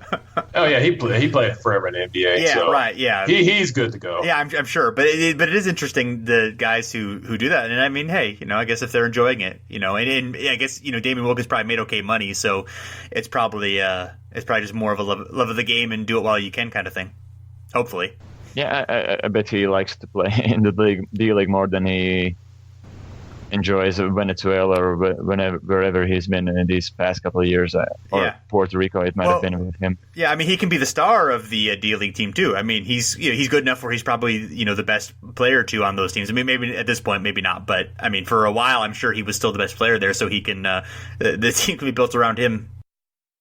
Oh yeah, he's leading the Greensboro Swarm with Xavier Munford and Christian Wood and whoever they have down there. He was starting at least a couple of weeks ago. I just like to point out that Danny Ainge made a really dumb play right there. should have dumped it to Kevin McHale, who was Yeah. Right down the middle of the court, would have had a layup or dunk. It is nothing. It's not like Danny Ainge to hold on to something too long until it's too late. It's being greedy.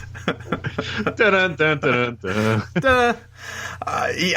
So going back to, we were talking a little bit about how big the front lines were with Oakley playing power forward in this game.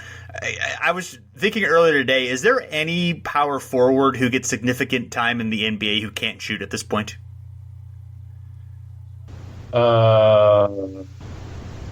Taj Gibson, perhaps. Oh, okay. Yeah, Taj. That's a good one. Taj. He's kind of an old bruiser. Yeah. Oh wow, That's a good call. Yeah, I'm really trying to think. yes. I mean, that probably wasn't even true 5 years ago, but yeah, that's almost certainly. I guess, does Fareed count as a power forward, or is he a center? No, he plays power He's forward. more- They got like Nurkic and Jokic. Yeah, they got a lot He's of big power. guys, so I guess he's Right, so he'd be, I guess, power forward by that. Yeah, I guess there are a few athletic ones who are kind of more like a Montrezl Harrell. I'd put in that too, where they don't need to dunk or they don't need to shoot because they can just dunk from 10 feet away. So is Henry Ellenson playing at Detroit? Is he a center or a power forward? To be honest, I do not watch a lot of Detroit. That's so a little. He's a little too far down in the rotation for me to know. I have to say. On NBA League Pass, I don't go, oh, good, the Pistons. Oh, good. Pistons garbage time. I get watch some Right, Henry Ellenson. I have nothing better to do in my life. Let me watch some. Well, maybe Pistons basketball. Maybe we've talked about some recent stuff long enough for our listeners to. They probably want to hear us talk about this '86 game. But when you bring Curtis Harris, then you want to talk about current Detroit Pistons basketball. Yes. The way Gene Banks just did something. He had a nice putback. He did. Actually, this Chicago Bulls team it's very muscular lineup. Like MJ, Woolridge, Oakley, and Banks all look a little swole. Yeah, they would have been good contenders in that East. If Jordan doesn't get hurt, I mean, you look at the team, and it's a pretty good team. Macy's a noticeable exception to that, but the other guys for sure. Yeah, well, yes, that didn't want him out. Macy, they might go ahead. They might list Gene Banks at something like 6'7", but I swear he's not taller than 6'4", and he plays like a freaking power forward. I think you came on after the Gene Banks talk, Reinis. Anything you know about Gene Banks or want to share? Just that he's a small guy that probably wouldn't play the position he played in the 80s, and seemed to always get rebounds despite a huge height disadvantage. I've always admired his hustle, both for the Spurs and the Bulls. That was good. He's something of a Duke legend, right? I think he has this one iconic dunk or something. Oh wait, he went to Duke? Yeah, I think he did. Oh. Oh, we can't. There's no longer we can't. We're not allowed to like Gene Banks anymore. I take back my underrated. He's no longer cool. Yeah. Shit, Gene Banks lasted too long in the NBA. That's the case. Right. Yeah. Oh yeah, we were wondering why Gene Banks. He was relatively young and seemed relatively productive when he was done. If there was an injury or anything that was involved in that. I have no idea about that. That's all right. We don't demand you know everything on demand. Believe it or not. I'd be damned. Gene Banks went to Duke. Gene Banks went to Duke. Well, there you go. I guess the dream is over. Yeah, I swear he has this one iconic dunk. I know I've seen something like that. Either a huge poster dunk or something like that. That's why I remember him as a Dukey. Well, thanks for bringing that up. Now I can't really admire Gene Banks anymore.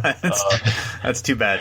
That's too bad. Still got, what's his face? Sidney Green. You still got Sidney Green, right? Yeah, still got what's his face? Sidney Green. What's his face?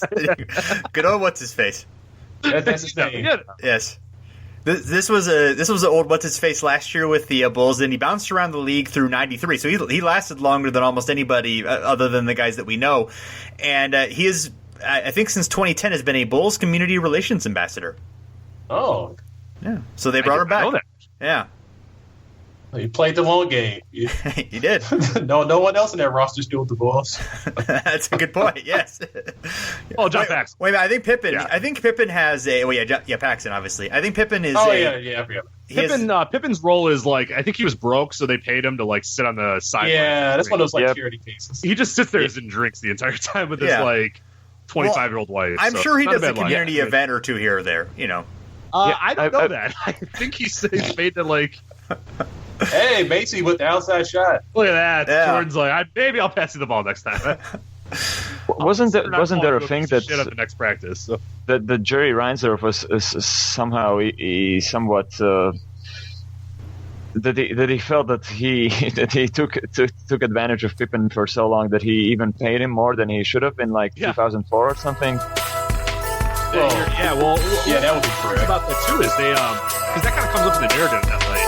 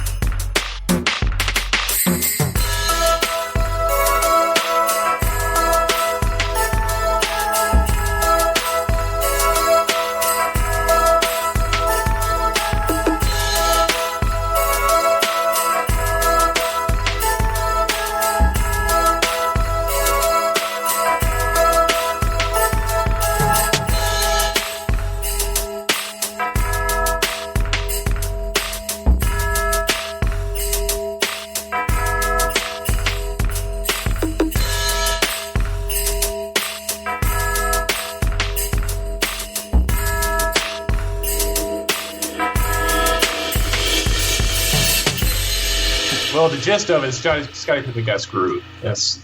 Yeah. I guess we can sum it up at that and leave it. Yes. Yeah. I guess Reinsdorf is he's paying him now a little bit, so we'll give him some credit for that perhaps. And what I was saying is they made sure that when he went to Houston, he got the most money he could possibly get by doing the trade versus just whoop-de-doo. Somebody else can pay him as much money as we should have been paying him. Right, exactly. How benevolent of it. There you go. We don't want to pay him, but if Houston's going to do it, you can always count on Curtis to get riled up about labor issues. I can see through the bullshit. So how else, Scotty? We'll make sure you get paid the most you can get paid, but someone else is going to do it. Yes.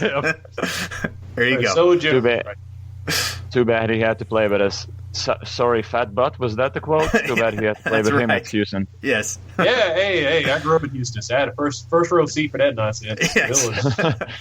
I remember that team. And those much excitement, and then it vanished so quickly. Yeah, those terrible uniforms didn't help either.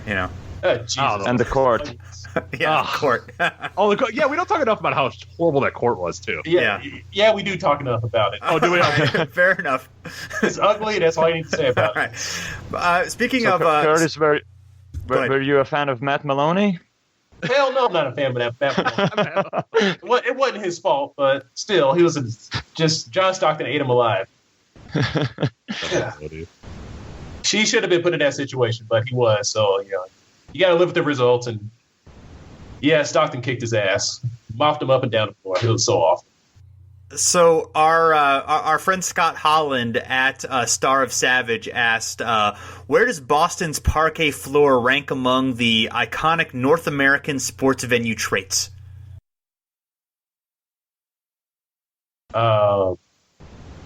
pretty high, I guess, when it existed. Yes. I mean, I guess, the other ones that you kind of think of are obviously the Ivy and Wrigley Field and the Green Monster are kind of the two that stand out to me as far as, being distinguishable. You see it and you instantly know where, what the venue is. There aren't a whole lot of others that come really close to that for me. I'm not sure if you can think of any in particular, Rich. Yeah, basketball is always hard. I mean, there's a lot for baseball that you can kind of come up with, just different kind of backdrops and different stuff like that. Basketball is tough, though. I mean, the court's don't forget about the mid-'90s Rockets court with the big cartoon rocket flying around. That was a terrible.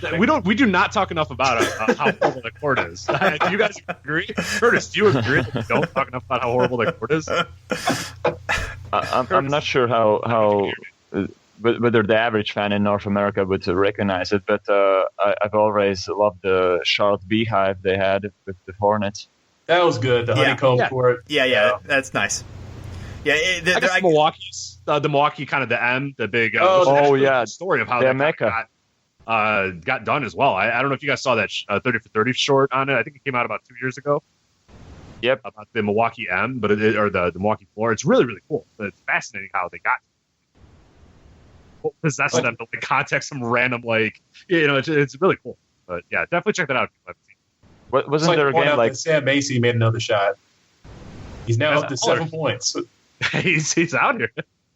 He's got to create all of his own offense too, because Jordan is never going to pass him the ball, and rightfully so. He should pass the ball. Macy's doing my turn. I believe there was even a game like 2 years ago when they first tried to replicate the old Mech Arena when it was all slippery and something. Oh, I remember that. Yeah, they just had to abort the game. Yeah, you had to use the wrong kind of paint or finish, and it just made the court too slick. It was about the time that the 30 for 30 short came out, so I kind of remember that. I'm trying to figure out basketball other ones. I mean, I guess not really. It's like, oh, that's about it. Yeah. I guess a lot of it's just now how the arenas were structured then, like with the seats and all that sort of stuff. It's probably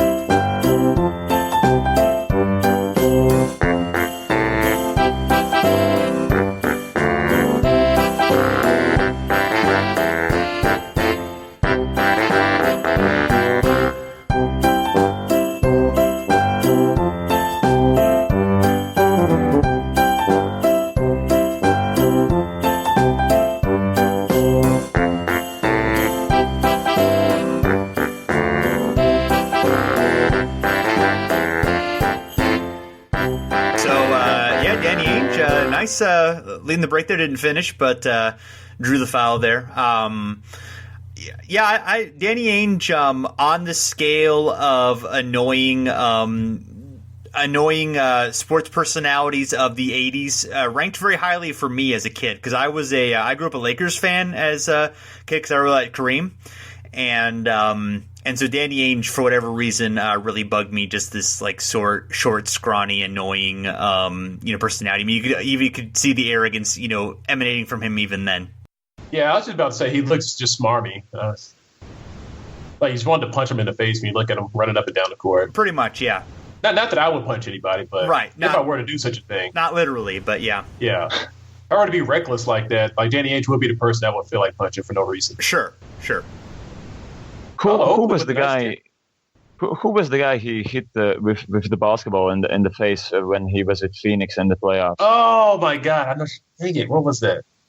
Because while you're thinking about it, Charles Barkley was on the Le Batard show just like a couple of weeks ago, and out of nowhere he just wanted to point out that to this day I believe that Danny Ainge didn't want to do that, and I'll go to my grave lying or something of that sort. And basically, basically admitted that Ainge did that willingly.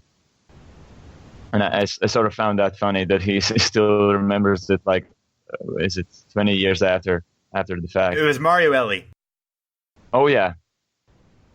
Yeah, he ain't winning that fight. No, he's definitely not winning that fight. But that first step by Jordan, whoa. He really was a two-sport athlete. Yes. But he'll give up two on the other end as well. Oh, that was the shot. Oh, yeah. Yep, that's a shot. He was between the legs, twirling, then fading away, double pump, off the glass. Over Walton. Boston has the... What time stamp are you guys at the game? I'm at 1:18:35. Oh, okay. I'm right. Oh, there right we there go. as well. Okay, yeah. No, there it is. Okay, I missed what you were talking about. Now I see. I just was 5 white Celtics on the screen. Yeah. Yes, that's right. yes. So yeah, that doesn't help out. I don't think it wasn't. It was earlier when it was 5 white Celtics on the. But it was all bench guys, and Heinz had referred to it as their speedy lineup without any sense of irony. And Stockton was like, "Oh, these guys aren't fast, are particularly fast." And Heinz was like, "Oh yeah, these guys are really fast." I'm like, "All right, well, there you go." I do believe that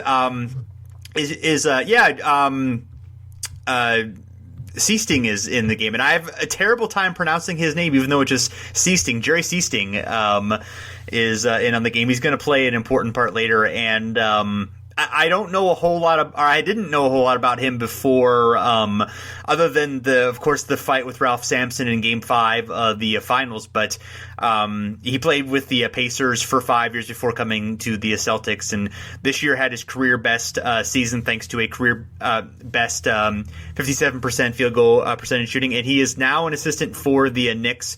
Had been an assistant to 4 other teams since 2008, so bounced around quite a bit as an assistant coach. And everyone in his family has a name starting with the letter J. And his wife and his 3 sons and his daughter. All of them are J's. Yeah, people like that are weird. I've watched some of him with the early 80s Pacers, and he's one of those guys who couldn't get open that whole lot, but when he did, he would pretty much knock down everything. So not much of an athlete, but one heck of a shooter. Yeah. Yeah, Robert Parish breaks up the all-white lineup for the Celtics. There you go. Well, there's not much breaking it up this particular game. Is it him and DJ the only non-white guys on the team that make the game? In the rotation, yeah. David Fertkill is definitely not playing. Right, yeah, it's Bird, McHale, Ainge, Walton, Sichting, Wedman, and Carlisle are the only guys who played, and Carlisle plays like 5 minutes in the game. So, and then there's Greg Kite waving those towels on the bench, and, yes. and I love Greg Kite. He was a guest on my podcast, and he was a great guy. But the definite 12th man of the 80s, the 7-foot center. Yeah. It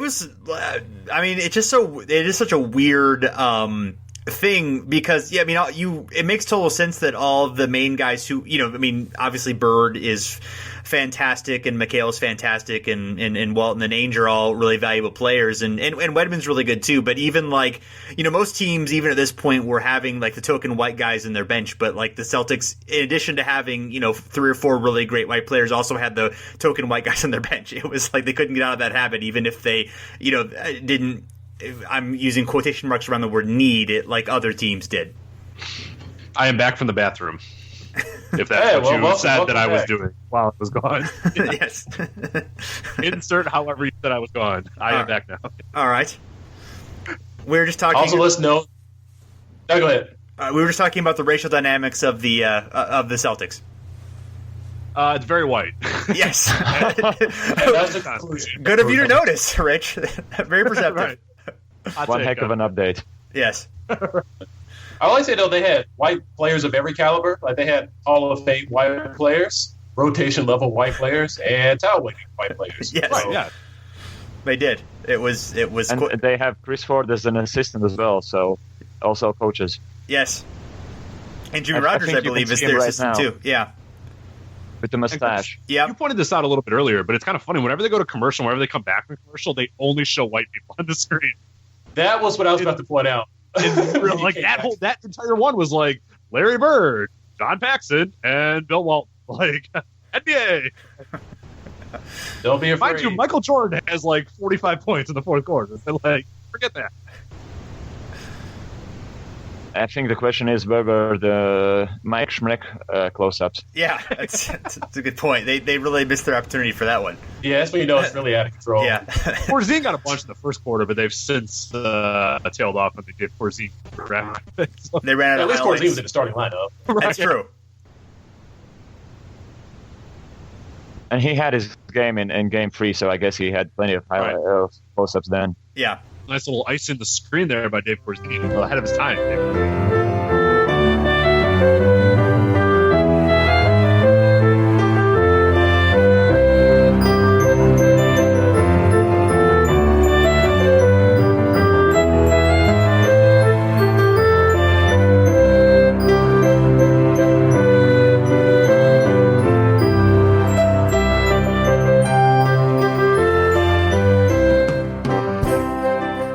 Oh, wow. That was... Yeah, nice dive. Gene Banks is like diving to save somebody's life. There you go.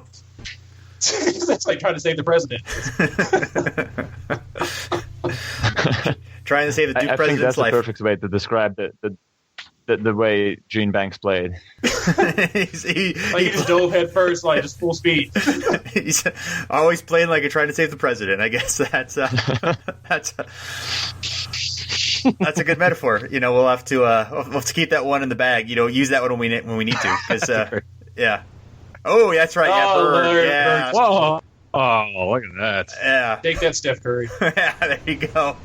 Look at the back of Larry Bird's head. What Yes. a range of hair that is. That is. Yeah. Samson like mullet. Right. It's this Jordan Oh, guy. missed the What a chance to choker finish this there. Jordan guy. Yeah. Oh, yeah, a Parish Traveler. Missed the chance to let Bird finish there on the break. Bird just sort of stumbles back, and yeah, it's a... Great play. Great, just as they drew it up. Oh, yeah, he's just... Bird knew that was going in. He was backing up the whole time. So do we think Bird had a perm at that point, or was that natural? Oh, I don't know. No, that couldn't have been natural. That looks pretty permy to me. It stayed in place too much Yeah. for it to be natural. Right, yeah. Yeah, perms were a big thing with men around 1986. Like, I remember my cousin was like 8 years older than me, had a perm, and it was like I thought it was a really cool thing. I don't know why, but I did. Where'd you go to get like where did you just go to like any other like? Because I feel like there's specific places to go get perms. You know what I mean? Like nowadays, like I mean, I assume you if go. I walked into wherever I go to get my hair cut, and I said the perm, please, they're not prepared for me at all. No, you just tell them you want the Jack Sigma. Right, get a Sigma. It makes sense. I mean, I assume you just get them at a beauty salon. I mean, I get my hair cut usually at a salon, so they could, in theory, do a perm for me. I've never requested it. Jason, but next time, you still got the long hair going, right? I do. Yeah, go because I don't. They would laugh at me because they're like, your hair is not perm ready. Right. Your hair, it's perm ready. So, theoretically, I guess I could do a perm. Yeah. Go ahead. Yeah. So please, that'd be nice. Just an update for everybody. Kevin McHale still apparently is like lightly bleeding from his eye. Yes. By the way, has anybody noticed the communal towel underneath the basket? Like 7 guys have used that. Yeah, that's why I just noticed it. It's like they threw a towel at McHale, he dabbed his eye again, and just tossed it right back. But there's like, because Dennis Johnson went there, it's like underneath the basket. He fell underneath the basket. At this towel. Like, deep towel in the basket. And, like, anybody just, hey, whatever, put the blood on it. But that's McHale's thing, though, right? The bleeding, hustling one. Yeah. What particular thing? That he was scrappy? To get the towel. No, to get the towel before his free throws. Oh, but he wasn't even doing free throws at that point. It was specifically for his eye. Yeah, I guess. But he did love the towel. Oh, Jordan, what a lucky house. Because I've also noticed him always getting sweaty and just requesting the towel throughout his career. Yeah. He was a very sweaty man. He's in the definitely the top 2% of sweatiest NBA players. He's on the Ewing level of sweat. He's in the front court with Ewing. Yeah, right. Exactly. Yes, that's a hell of a front court, though. It is. Yep. Dave Corsi coming off the bench for him. Yeah. Do we have a place for Mike Smrek? The McHale shot. That's right. Yeah, it's a great shot. Yeah. Yeah, that would be what he's this game getting on top of Corsi and shoots the shot. Yeah, that would be what this game would be known for if it weren't for Jordan's performance. Like, how embarrassing is that for Dave Corsi? Like, somebody falls on top of you and then shoots and then makes the basket. I feel like Dave Corsi's pretty used to being embarrassed on the court. I feel like that's, that's but even this is bad for him. Yeah. Like, look at this. Yeah, I'm glad we get a replay here. I mean, he was trying to die for it at least. You can't knock the hustle. His body. Yes. To be fair to Dave, he was one heck of a college player, though. And definitely could make that mid-range shot. Yeah. Oh, yeah, absolutely. Oh, and another replay of the McHale shot. I mean, obviously, Corzine was a NBA player and a starter for, about a decade. So, a lot of decades? Yes. Well, yeah. And I believe he was the Bulls' highest scorer in the 80s, right? I think there's some stat like that. He had the most points, yeah. Yeah. I think you're right. I think that's correct. It's just whenever we sort of poke fun of these guys, I sort of want to bring out the good about them as well. Yeah, that's fair. I appreciate you being the nice one here and being the kind one. See, I feel like I'm like in Mystery Science Theater 3000 right now, so I'm full on just criticizing everything. This is the haterade right now. I grew up watching that show all the time, so I'm fully in my element right now. Well, I'm glad. I'm having a good time. I'm not sure the listeners are going to. I'm not sure the listening experience is going to be quite as good, but we'll see. I would recommend watching the game along with the. Yeah, you have to watch the game. Yeah, you're just listening to this. Last year, I don't think you had to watch the game. This year, I think you have to watch the game in order to enjoy the show. But nevertheless, the game's getting close now. Danny Ainge is crying. So action is starting there. Yeah. Danny Ainge surprisingly is whining about something.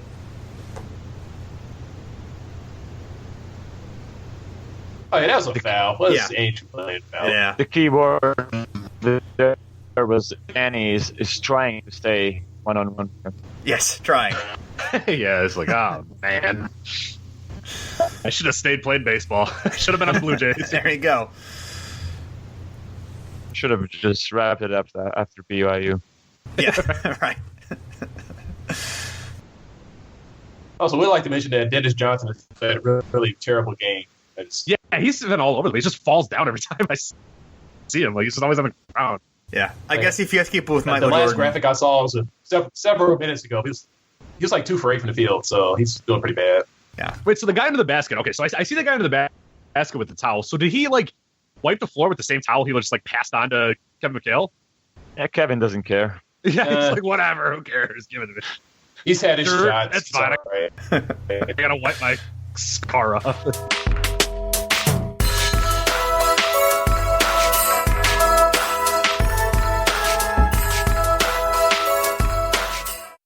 There we go. Walton working on Corsi. Yeah. Oh man, that was like Yeah. He had Corsi beat completely. That should have been shocked. I'm shocked by that development. Yeah. Oh my god! Very surprised that Bill. Yeah, very surprised that Bill Walton would outsmart Dave Corzine. It's just Stan Albeck showing some energy. Chill. Yeah. Is that a young PJ Carlisle in the background? On the left, Yeah, right? I couldn't tell. No, I thought he had too little hair to be Carlissimo. That might have been like his uncle or cousin. That's what I thought. It was kind of... AJ Carlisle. Yeah, I mean, it definitely looked like him, but it did have enough hair. OJ Carlisle. There you go. OJ Carlisle. Oh, there's a guy behind. Oh man, I wish I could rewind, but there's a guy with a sweet perm mustache combo behind. Oh yeah. All right, we'll have to keep an eye out for that one later. I'm sure they'll show. Jason, you were alive in the 80s. You were 20 years old in the 80s. What was it like with the hairstyles and whatnot? Well, I mentioned the perms. I mean, those were hot. I mean, definitely mullets were a big thing. That was going on. I'm not even sure if you're the oldest person on the spot. Are you the oldest person right here right now? I'm 37, so I'm not sure. Reinis, how old are you? I'm afraid to say I'm 22. See, you're definitely the oldest one. So, Jason, about the 80s. So, I was not of age. Fill us in, Jason. Well, throw it down. The 80s were a magical time with lots of cocaine and there were discos across the land. And no, I don't know. What do you want to know, Rich? You got to ask me a specific question. You can't just open it like that. I mean, there's so much to talk about in the 80s. You got to narrow it down.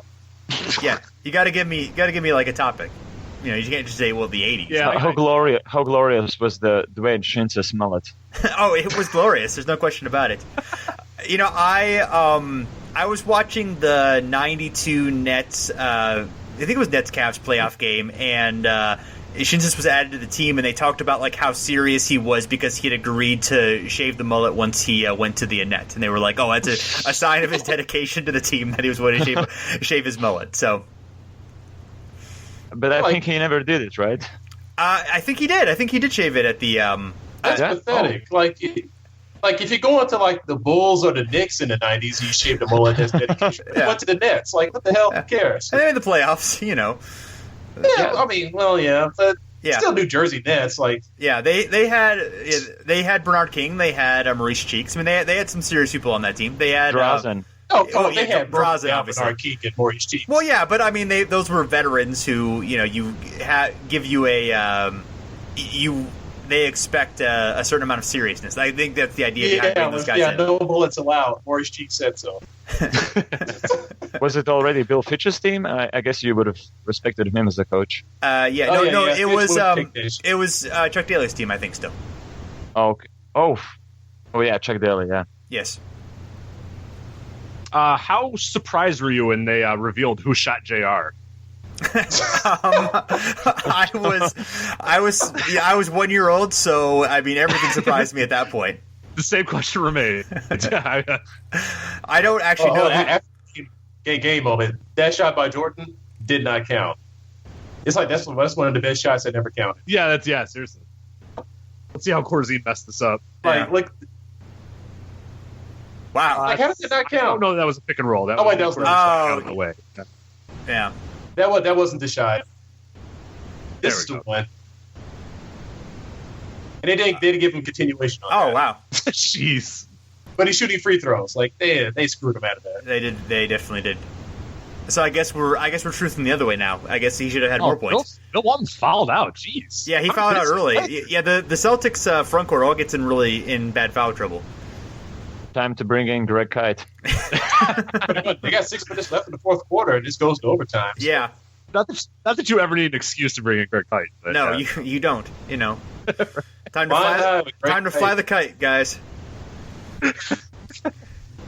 Up and away, Greg Kite. Yeah. Bill Walton played 25 minutes in this game. Jeez. Yeah. I didn't. Yeah. He had 15 rebounds. He's great. 10 and 15. I don't remember any of them. Well, we have not been. We've not exactly been paying the closest attention to the game. I have. I don't know what you guys. I'm sure you're deeply focused. I've gotten the feel for what's going on. I did not notice he had 15 rebounds. Yeah, that is a lot. Yeah. Well, Parish has not. I feel like he has been barely involved in the game, so that's might be picking up the slack there a little bit. I made the mistake of just drinking the alcohol that your wife provided, but none of the food that your wife provided for the Christmas party here. Oh, yeah? So I've been paying less attention as a week. There you go. But, yeah. I mean, she made all this great food, and I haven't eaten. You haven't. You've just been getting the free drinks. I came straight from work and just sat down, and then I've just been at my Christmas party, that we're all at right now, that we are all in person at the Christmas party that we're talking. Yes, and the dog, too. Yeah, I brought my dog, too, which was great. Yes, so I guess they weren't here for the beginning when we, with the... that we're at a Christmas party, obviously. We're at a Christmas party watching a basketball game. Yeah, we're all together. We're all together, guys. For the holidays. Yeah. Whoa. Oh. Now this is the basketball I like. Nice. Oh God, Danny Ainge. Danny Ainge is dead. Everybody's on the floor. Died on this moment. Yeah. no one is sad. Oh wow, Charles Oakley actually like an apology. Yeah, wow. Yeah. That's that is not the Oakley that I know. Are we sure did you see the towel boy wiping the floor with that same exact towel? The bloody towel. Yeah. And no rubber gloves on as he's wiping with the bloody towel. Hey, that's Parish. Jeez. That's rotation, Oakley. I think the towel hygiene, I think we're almost as fascinated by that as we are the actual game itself. Yeah, but Michael's just hijacking the offense, just taking over as the point guard. Yes. Well, he ought to. Yeah.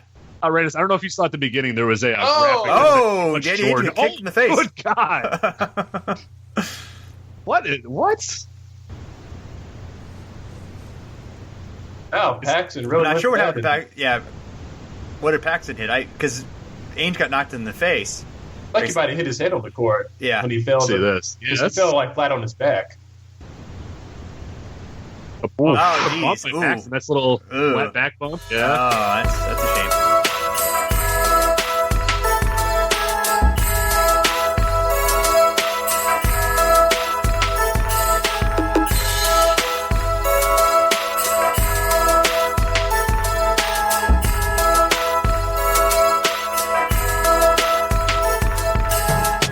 Turned into a ghost again. Rich kind of turned into a ghost a little bit, yeah. Am I back now? Yeah, now you're back. Yep. Okay. I said, well, it's fitting now that play just happened that you put in our show doc one of the 3 biggest pro wrestling moments that happened.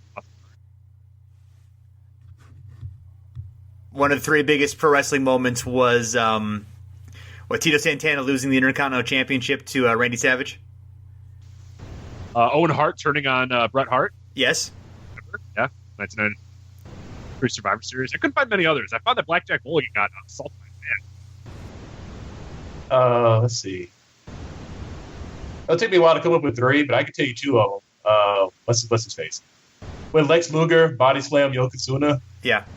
Well, that was amazing. That didn't happen at Boston Garden, though. Oh, USS Intrepid, sir. Yes. Look, I'm giving my wrestling memories. I can't remember where this stuff happened. It happened on a giant battleship, so that's sort of that's the thing that kind of makes it memorable. I was like USS 6 years old. Whoa. 6 years old when it happened. I remember Yokozuna, who's like 800 pounds, got picked up and thrown on the ground. So yeah, it was more of a hip toss than a body slam. God damn it! Yes, it was a hip toss.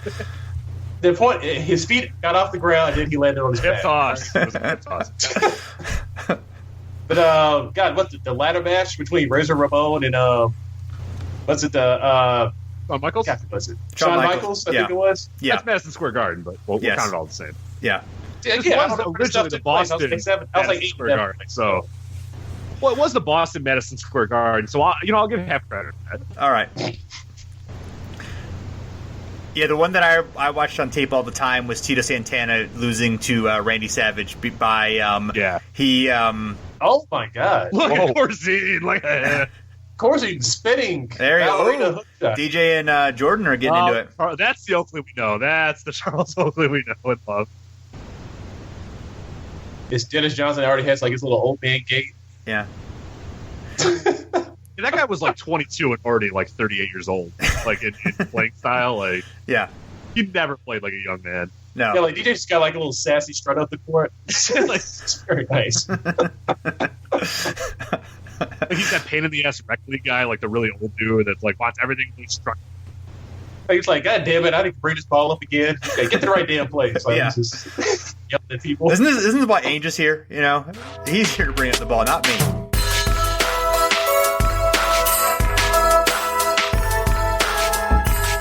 Yeah, I think MJ's at 50 now. Yeah, he just hit 50. Yeah. Like you said, other than that dunk, that baseline dunk, he just had a lot of his other stuff just been like jumping. Yeah. Oh, nice hand. Oh, caught a foul. I feel like Corzine is getting grayer and grayer as the game goes on. I was about to say that. Like, he started the game and he wasn't great. I think this game has aged him like 6 years alone. There you go. Where did that hair come from? He did not have that in the first quarter. You tried guarding Kevin McHale with the post. Yeah. I'm positive he didn't have that gray hair. I'm positive. He's slowly becoming like Jim McMillan for the ones who remember how he looked. Yes. Reinis is an encyclopedia of shitty white centers. Knows no end. Hey, that's my field. It's a good skill. What you majored in. Yep. And here's the Corzine's ballerina hook. There you go. Look at that. That was Off beautiful. the glass. It's nice. Yeah. We've just now praised Corzine, so we'll There you there you Well go. deserved. Yes. That's why his hair's gray. He was in shock he made that hook. There you go. And Danny Ainge is back to the foul line. Yep. There's a lot of fouls in this game. There are a lot of guys who are known for fouling, I guess. Though, so Oh, yeah, you got Oak. yeah. Corzine not exactly afraid to foul, and the Celtics big guys as well. Yeah, the Bulls, they shoot 46 free throws in this game, and the Celtics 42. So, If we were mentioning Oak, did you guys read the SI story on Charles Oakley and Jason Williams? That was a good read. Which Jason Williams? The New Jersey Nets power forward who Okay, accidentally shot his chauffeur. Yeah, Yes, yeah. Yeah, Haven't read that the was cool. I haven't read it either. I heard it was good as well. Can you discuss anything that you thought was notable about it, Reinis? Yeah, it was just cool to hear that Charles is basically there for Jason Williams, and not because he has to be, and they weren't even pretty much friends during their careers, but he just feels like he has to help Jason's life after all he's been through, and he sort of goes down to Florida every now and then and just cooks for the program where Jason's in, and where he's sort of dealing with his post-alcoholism days. So yeah, they have sort of bonded as these two power forwards from the 90s. See, that doesn't surprise me. Seems like Oak always had a heart. oh yeah, As long as you know money. I love Toronto Raptors Oakley, like old school, like salt and pepper Charles Oakley on the Raptors. That was one of my favorite Oakleys ever. I love that, and then the Bulls too. Like last Bulls year, he was just so old. Yeah, Man. like I'm always here for Charles Oakley kicking Charles Barkley's ass. 'Cause, Yeah. it's like Barkley, he's such a I don't even know the right word to call him, but whatever. Oakley's always been the best. So glad he got to beat up Charles Barkley. That's great.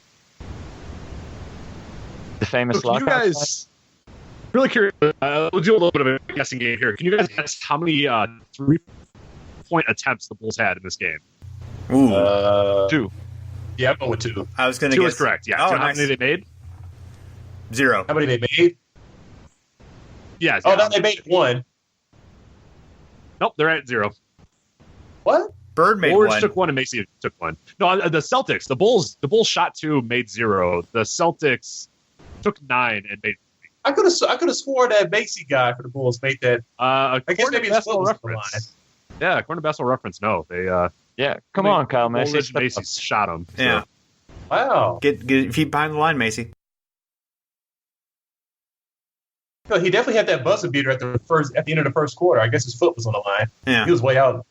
Oh, Oh, yeah. I don't know. There you go. More shoddy. This is an investigation. We can Yeah. find out. So if it doesn't get 63, right, so if they had called that foul on Jordan and Macy's 3-pointer counted, then the Bulls would have won this game, and then Celtics wouldn't have made the finals. yeah, actually, Yeah, Kyle Macy would have been the greatest 3-point shooter ever. Yeah. there you go. Although he already really is. I mean, really, Yeah. yeah. not to make an argument for anyone else. Although the only issue is that Jordan wouldn't have gone to overtime, so Jordan wouldn't have scored 63 if that had happened, because they would have won regulation.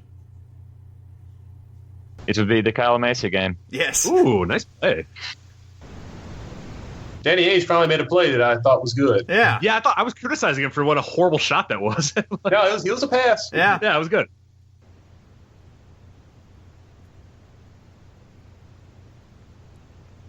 Just something I love about 80s jerseys is like just how plasticky the logos and numbers look. They had like shine. The numbers had that weird shine to them that they just don't have anymore. Everything's too well these days. Like they have like iron those numbers on. Corzine's a little too slow for their. And Dave Corzine pounds the ball in frustration. Yes. The Celtics were able to exploit Dave Corzine for a easy score there. Of course.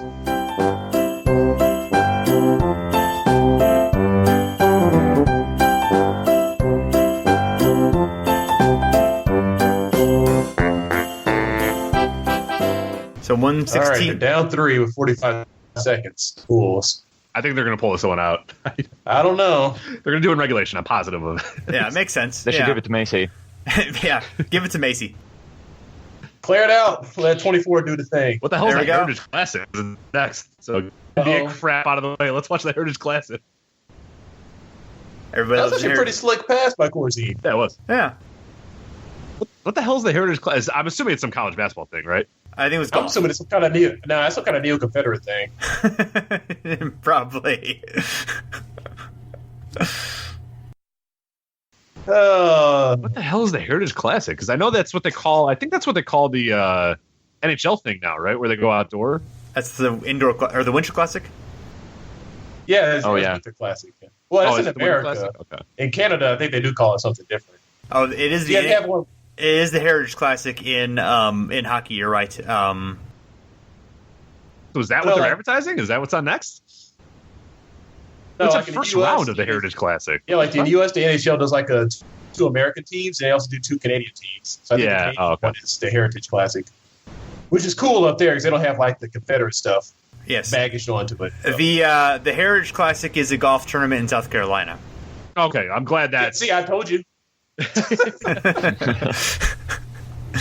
It has been a PGA Tour event since 1969.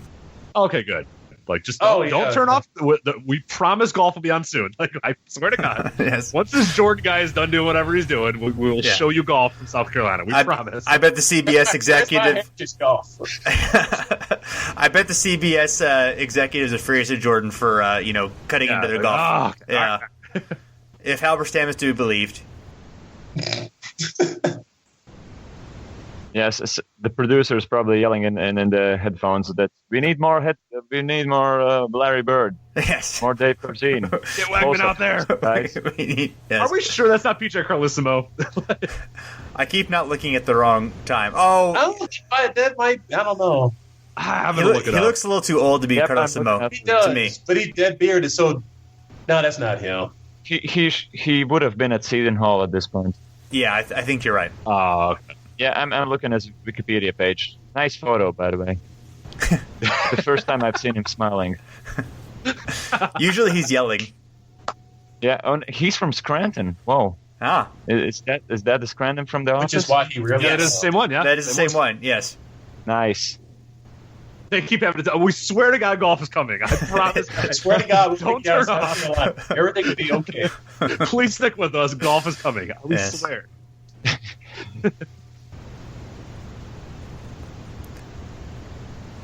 They're How really bad are hoping you alarmed by the Chicago All doesn't Black- make the shot. Golf is coming.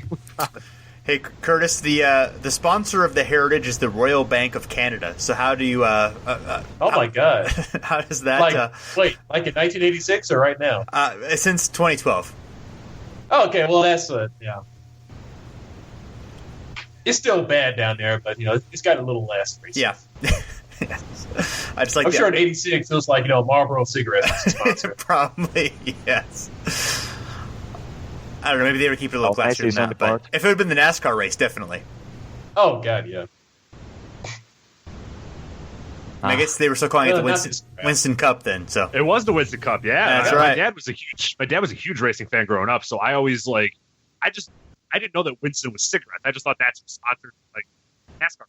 Yeah, there's Yeah. a guy named Winston. yes. Yeah, right. Like I Yeah. just didn't, and like Kodiak, like the chewing tobacco. I just thought that was like a bear or something. They just called it Kodiak. Like, Good yeah, I old. love it. All my little, I have like all these old like figures and all these old cars and all these old like models. They're all just like cigarettes. Like that's all my childhood was like racing cars with Bill light.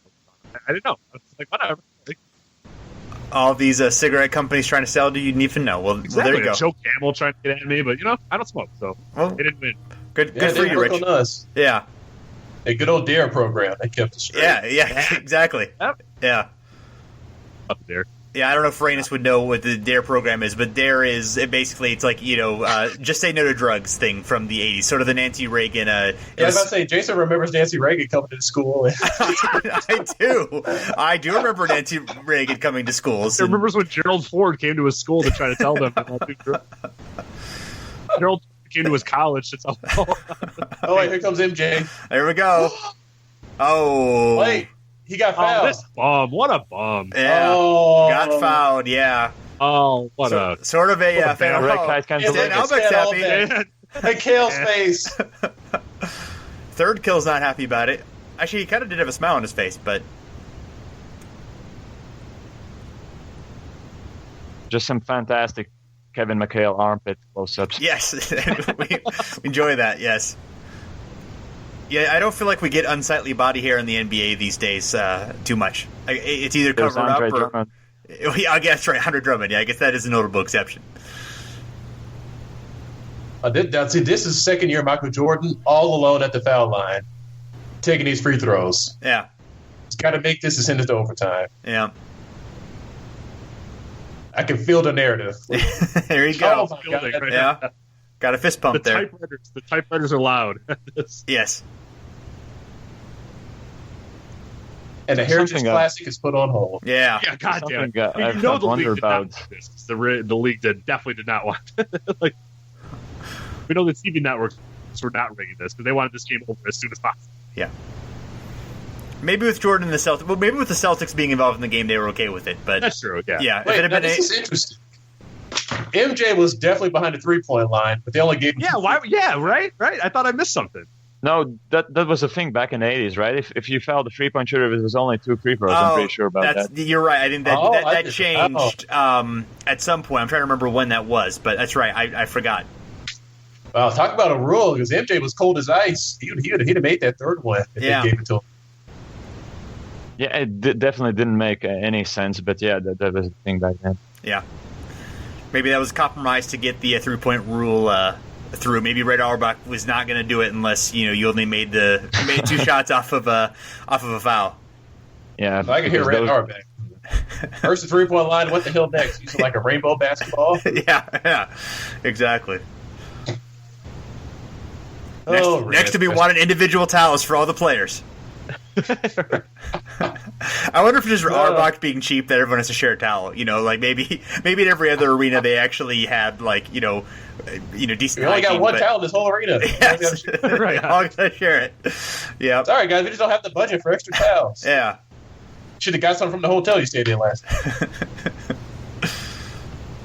I still steal hotel towels. I have no shame. I have no shame. Souvenirs. There's always good towels. For basketball, there's no better towels than like a sweet hotel towel. All right, Corzine just beasted on the board, so there we go. And we get some spacing. Corzine is standing at the 3-point line. Yeah. No, he actually does. Yeah, I noticed it a little bit earlier in the day. He did that. Yeah. Well, Stan Albeck coached in the ABA, so he knows the value of spacing. That's true. Really. I don't know if were the Spurs much of a 3-point shooting team, obviously relative to the times in the early 80s when Albeck coached there? Off the top of my head, I don't think so, because Iceman definitely didn't take any threes. Yeah. They had Mike Bratz, so back then it was all about just having this one guy who could shoot, so I guess relatively they were one, because Mike Bratz was one of the first guys who did take threes. Mm-hmm.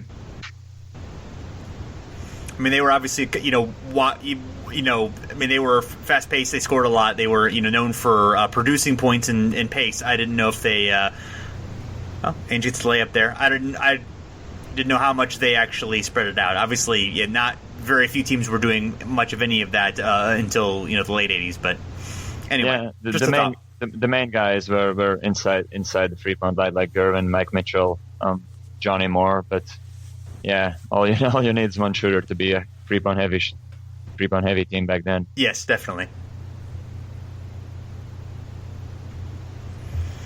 I want to look it up. Oh, sorry. Go ahead. You go, Rich. I'll make one point. Well, I was just going to say, I wanted to look it up because they just said Jordan had 56 here. His career high at that point was 54. I passed that, 56. I wanted to see how many other times he got that in his career. There's actually 10 other times that he got 56 points in playoffs or regular season as well. So they also noted he bypassed. He passed over Bob Love in terms of the Bulls' playoff single game record. Yes, that'd be a fascinating game to watch. Bob Love getting 56 points or 54 points, whatever he had, yeah. And I think at about this point he passes Havlicek on the all-time playoff list. I think he beats Love in the all-time Bulls list because I think he's going up the all-time playoff list. Obviously, Baylor at 61 is the leader up until this point. And Robert Parish and Paxson were about to dance. Yes, I'm sure that would have gone well for Paxson. So I mean, literally, they're holding each other's arms after the foul and just looking at each other's eyes like they're about to go bowling. Yeah, that's been nice. So Jason Palumbo at Double Dribble WP wants to know who do we think will break this 30-year-old record of scoring the most points in a playoff game? Who do you think is the most likely a guy to do it? Well, it definitely has to be a 3-point shooter, right? Yeah, I think so. Well, one James of the Golden State guys. Yeah, James Harden or one of the Golden State guys. I could see. Yeah. Because you need to get a lot of free throws, too. Like, Jordan has 19 free throws in this game, too. I think that's an important aspect of it as well. Because, you see, but then the playoffs, these days in the playoffs, though, teams really do adjust to kind of shut some guys down. Sure. Yeah, I mean, I guess Golden State because they just have so many options that it's you really can't key on one guy. I mean, eventually, I'm sure you would, and they have the other thing is that they have so many guys that they're not just going to go to one guy. With the exception of something like Klay Thompson, but that's probably not going to happen in the playoffs. I mean, I think Harden's a pretty good guess, or Russ, obviously. I mean, Russ is kind of the when he's got everything going, it's just really even if you key on him, he's really hard to stop. I mean, I'm not saying it's super likely. I feel like his ceiling. I feel like Russ's ceiling is always upper 40s, 50 points. I don't think he's ever getting 60 points. It's just so much effort for him to get even that. Because he has to do so many other things. Yeah, that's a fair point. I mean, it's kind of like Wilt got 100 because of one of the reasons is because of how well he shot from the free throw line. I feel like if Russ has one of the right kind of 3-point nights, he could potentially do it. But I think you're right. 60 is a little ambitious. 50-ish, is possible. But I would honestly, I'd probably put Harden as the closest, just because I could see a scenario where he shoots 30 free throws in a game or whatever. But because I don't think you're going to be able to do it just simply on, on the court production or, in the flow of the game production. I don't know. Well, the Bulls have a 4-point lead now. Yeah, probably gonna lock it down here. Yeah, definitely gonna lock this down here. Stan Albeck's gonna drop a nice. Also, I say George Gervin showed a little enthusiasm when Jordan made his last shot. They showed him on the bench and he gave a little fist pump. Oh, there you go. Good. Even the Iceman's heart melted a little bit. Yeah. And a Celtic pride sign in the crowd. Yeah. There we go, yeah. Dan Aykroyd out there. Yeah. Hey. Was Daniel Stern the other guy in that? Yep. Yeah. And Damon Wayans. Damon Wayans, yes, played for the Utah Jazz. Yeah. I think I may have seen that movie when I was I guess it would have been a teenager when I saw the movie. I'm not sure why I watched it, but I did. So I recall it not being good. I saw it 3 years ago. Still not good? I saw it when it came out and have not seen it since. Yeah, the same for me. But I remember every detail. And I don't have plans on seeing it anytime soon. So we should do one of these for Celtic Pride, or I don't know. Oh my God! Yes. Mystery Science Theater 3000. Yeah. There you go. Hey, I'm game. We'll find the right. I was thinking the Fish Who Saved Pittsburgh, but something along those lines. Or White Man Can't Jump would also be an actually good one. Yeah. Yeah. Well, listen to the Space Jam soundtrack. Yeah, we just listen to the Space Jam soundtrack and react to it. Yeah. Because I don't want to watch. I don't want to be willing. I don't want to force myself to watch Space Jam. That's I don't want to watch Space. I don't want to watch Space Jam. Even to make fun of it, I wonder. Yeah. Just have a couple of drinks, it'll be all right. Yeah.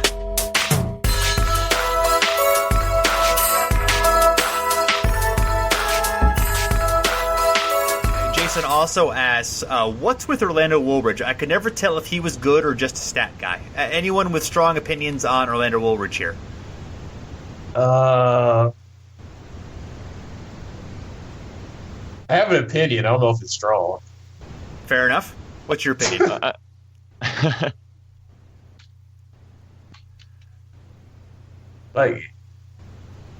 He seemed like he was a empty stat guy. I won't say empty stat guy, but it's like he could score the basketball. It's like I feel like he only scored 20 points. He was on a team that wasn't that good. So I feel like when he was with the Lakers, that was probably his optimal situation. Where it's like he scores, 10 to 15 points, but he's coming off the bench doing that. I don't think he should have been a starter. Yeah.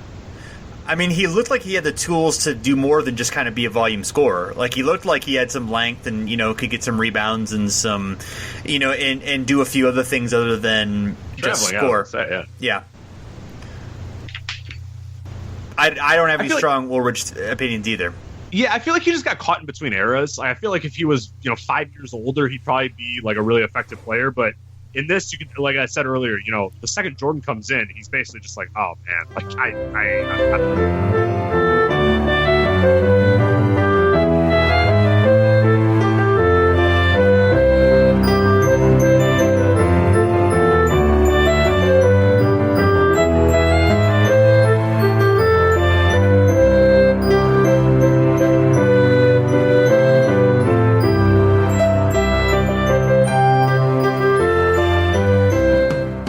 If he could have just sort of fit in as like a high energy forward, like kind of a little bit more of what Horace Grant would bring, with a little bit, maybe a little more offense. But asking a guy who's a veteran at that point to do that may have been difficult, despite obviously being with the brilliance of Jordan. But I honestly kind of think that Jordan must have hated the team must have hated this team for the most part, because there are, with few exceptions, there are not a lot of guys who seem like there would have been a whole lot of fun for him to play with the attitudes that he would have kind of liked. I mean, there's some pros there. Obviously Oakley and Corazine are pretty good pros, even though Oakley's a rookie. But and Paxson. But for at least half the team, it seems like they have drug problems. So that's obviously not an ideal situation. Yeah, and that's probably the thing, because in a way, I think Woolridge might be better than people sort of remember him, because I think the highlight of his career is the '84 dunk contest and sort of the fact that he averaged 20, but he actually had a decent jumper to him, and he definitely could score. But obviously, this is somewhat of reckless speculation, but probably the drugs got into his way, and he sort of bounced around some average teams after that. There's the Lakers thing, but other than that, he was on the West Head Nuggets, who gave up like 150 points per game, and then right. New Jersey Nets. So it's probably would have suited him best if he actually kind of stuck around the Bulls as they got more professional and got more grown-up guys. Yeah, I really think he would have been. I think he should have been playing for like the Lakers in the early '80s. Yeah, that basically just be happy, get 20 minutes, and if you can feed you the ball, you get your buckets, and there's a lot of players that would do well to do that. But it's not just Orlando. Yeah, I mean, if he'd have been drafted by a good team right away and had but kind of learned good habits and had a strong culture, maybe avoid the drugs. Although with LA, that's probably pretty hard. But if he had gotten into the right situation right away, that he might have been a guy who could have made it based on that, rather than joining the Bulls when they're a mess, and then by the time they have Jordan, he's kind of locked into the path that he's locked into. And this is probably underrating James Worthy a bit, because he was one heck of a player, but you could definitely see Woolridge fitting in that role. He definitely had the tools that Worthy did, but not the personality, apparently. Sure. Dave's bringing it up. Yeah. He sure is. Oh my god. Yeah. Choker. Oh, this Jordan guy, I tell you, man, kills coaches. What a choker. Yeah. Can't win the big one. I don't know about this guy. I mean, he can score a lot of points, but if his team's not winning, then really... Right, I mean, it doesn't mean a thing without the ring, if I do say so myself. So. Yes. He'll never be like Bird or Magic. No, I mean, Definitely not. There's that guy that Curtis pointed out with the sweet hair, like the sweet like. Oh, Jimmy Rogers. Oh, the Greaser. No, DeGreaser. Yeah, not like because he's not like the mob boss, but he's like the third guy that's like standing around the mob boss. Like that's perfect. There you go. Yeah, this Jordan guy. I mean, I tell you, man. Yeah. Can't find the open guy. Oh, there. Yeah. All hype, no substance. Yeah. The Heritage Class. We promised the Heritage Class is coming. Hold on to your flag. Not be alarmed by all the black men. We promised all this coming soon. Melchiori is the name. Is the. That's it. Yeah. That's a great name too for that. Yeah. Place. Similar to Melchioni, of course, but not quite the same. If that were Bill Melchioni, he would have fallen pretty far in his life. Bill Melchioni's a cool dude. Oh yeah. You that's right. You got to meet a lot of the 76, 77. I had dinner with Bill Melchioni. Yeah. God. Anything you can say about that? No. All right. Not yet, but he was a cool guy. Cool. Oh wow, heard almost half that. Yeah. He's pissed about it too. Yeah. By the way, did you guys already touch on Quinn and Daly before I was on? Do we know where he's during this game? Is he in the arena? We briefly touched on that. He did not play at all in the game, and we don't think he showed up. So yeah, I don't know. We noted his absence. Yes, I'm. If I recall correctly, I think he may have been suspended from the team at this point. Or yeah, played in February. Right. I'm looking up his game log right now. He by February he was off the team and never came back. So okay, I thought for some reason I thought. I know they talked about bringing him back. The In All Airness podcast did a great series on. They've been going through Jordan's. They've gone through Jordan's first two seasons. They did a great job breaking down the '85 season, talking about what Jordan was up to and what the Bulls were up to and other stuff as well. And Daly is a constant story during that season just because of the drug issues and stuff and the talent that he had. But yeah, I mean he had a lot of problems even before then.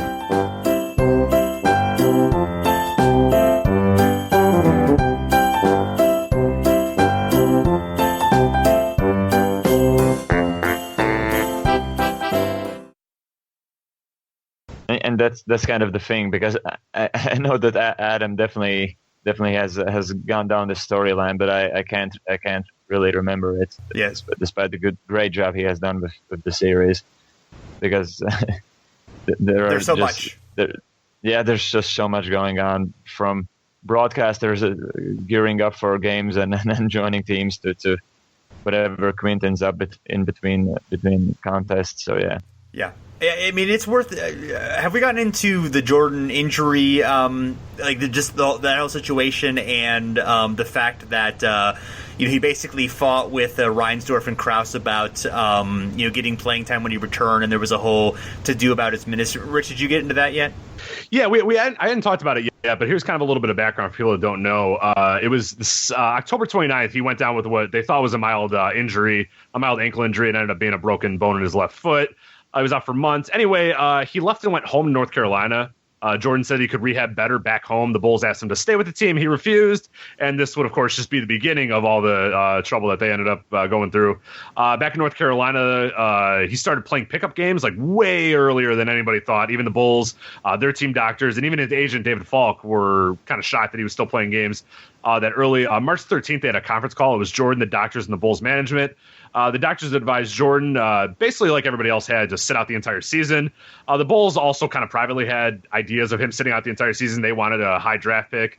Brad Daugherty was on the board, and he was a guy they looked at of drafting and pairing with Jordan that they really enjoyed doing. But Jordan wanted to come back really badly. So, and of course, in those days, what Jordan wanted, Jordan got. Unfortunately, he returned March 15th.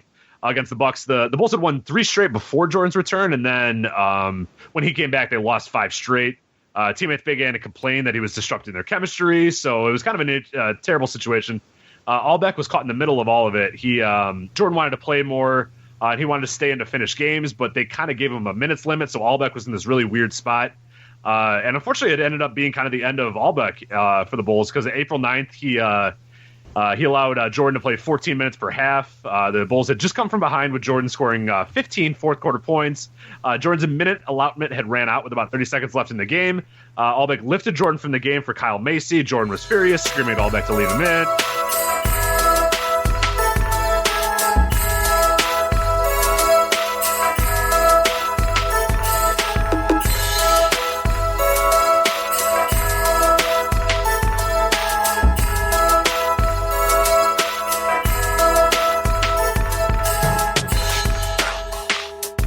But yeah, basically that was sort of the end for Albeck, and he got into it with Krause, and it was bad feelings. I mean, Jordan went publicly with his anger at Jerry's. They had to sit down and have a summit about it, and at that point, it actually, theoretically would have been better for the Bulls to, they finished 32-50, so their record was really bad. And theoretically, at that point, the lottery, they had a 1 in 7 chance of getting the first pick. So they, getting Brad Daugherty obviously would have been tremendously good for them. Obviously, things turned out okay eventually for the Bulls, but we wouldn't have gotten this. But the Bulls potentially could have had.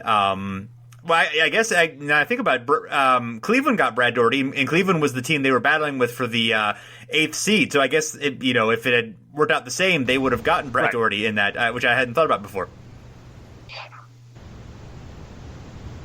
Oh, they stole that basket from Corzine. Oh, traveling bastards! No. He had the Dirk Nowitzki one-legged fadeaway. They took it away from him. Oh man, it's a shame.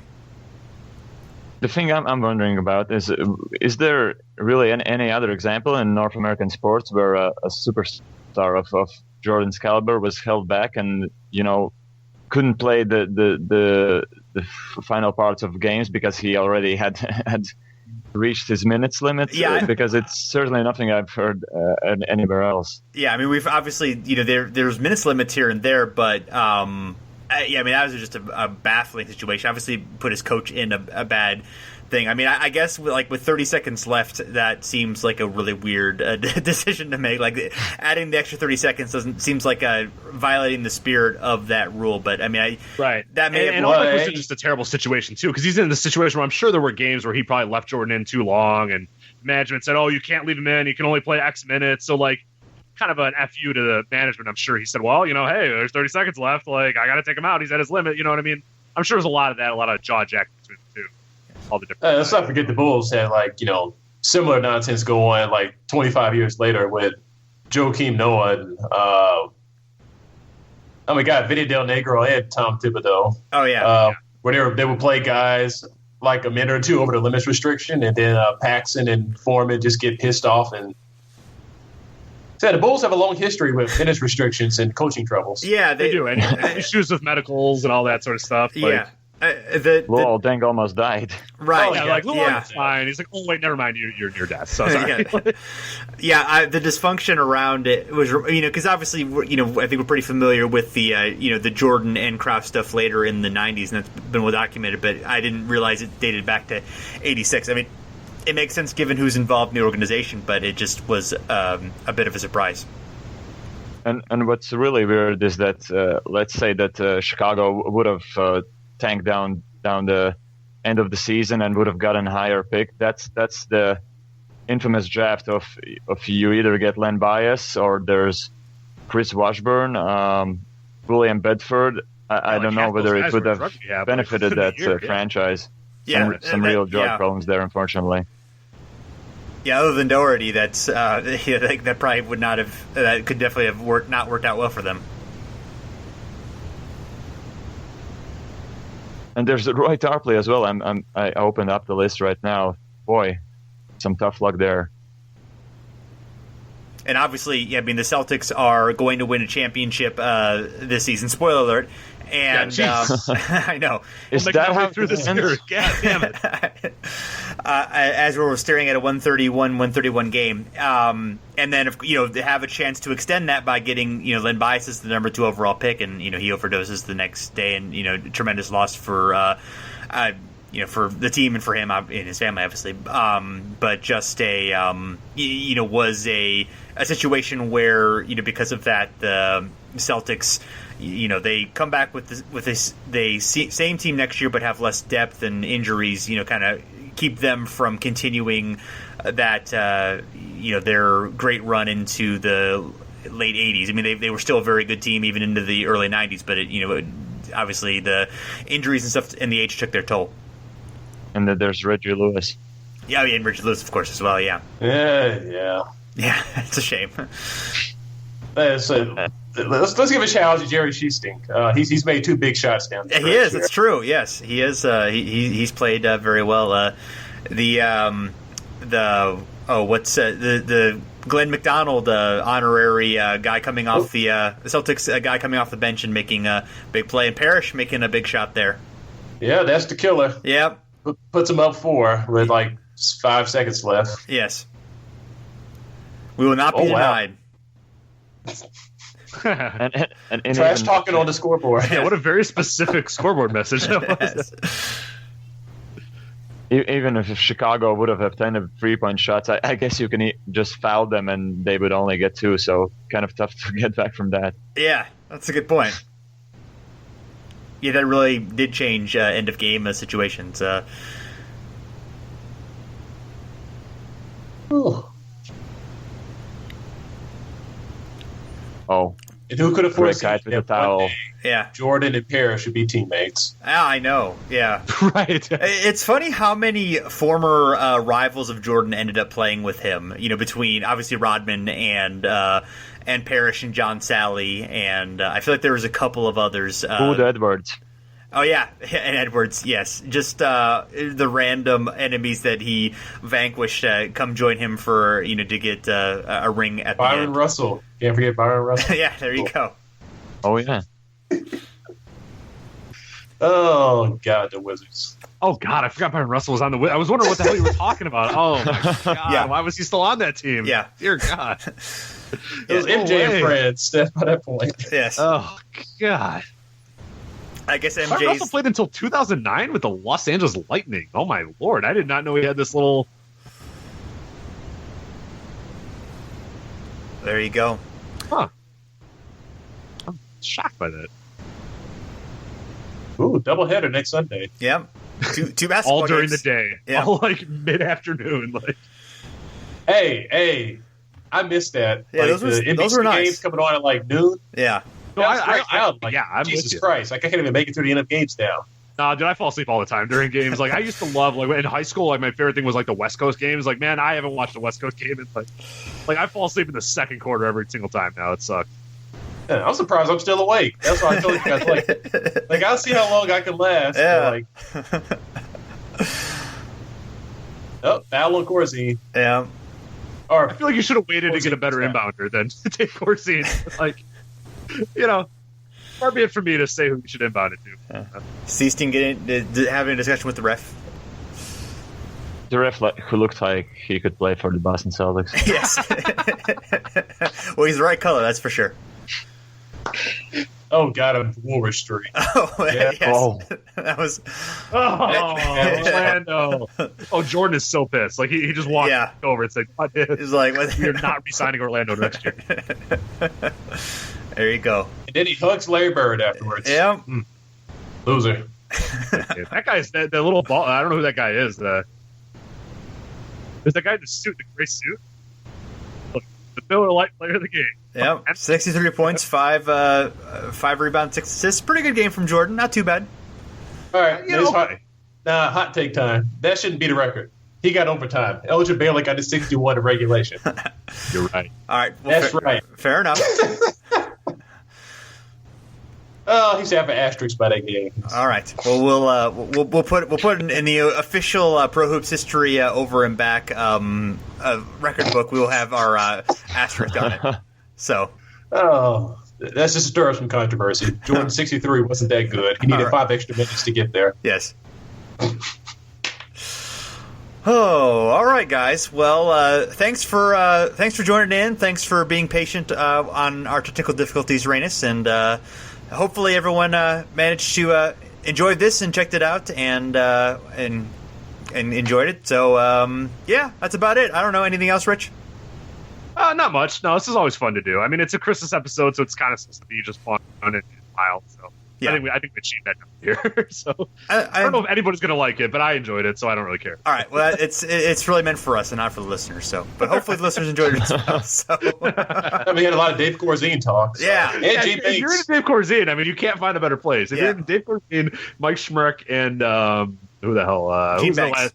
Gene Banks. Gene Banks. Yeah, we got to do reach the right the place. phrase too.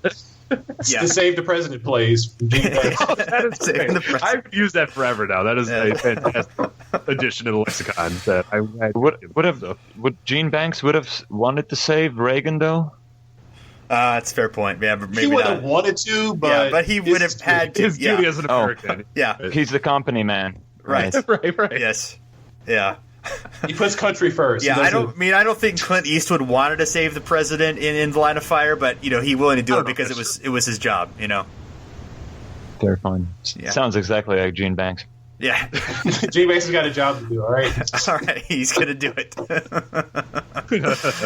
All right, guys. Well, signing off at least on the recording. Thanks everyone for listening. We'll be back again soon.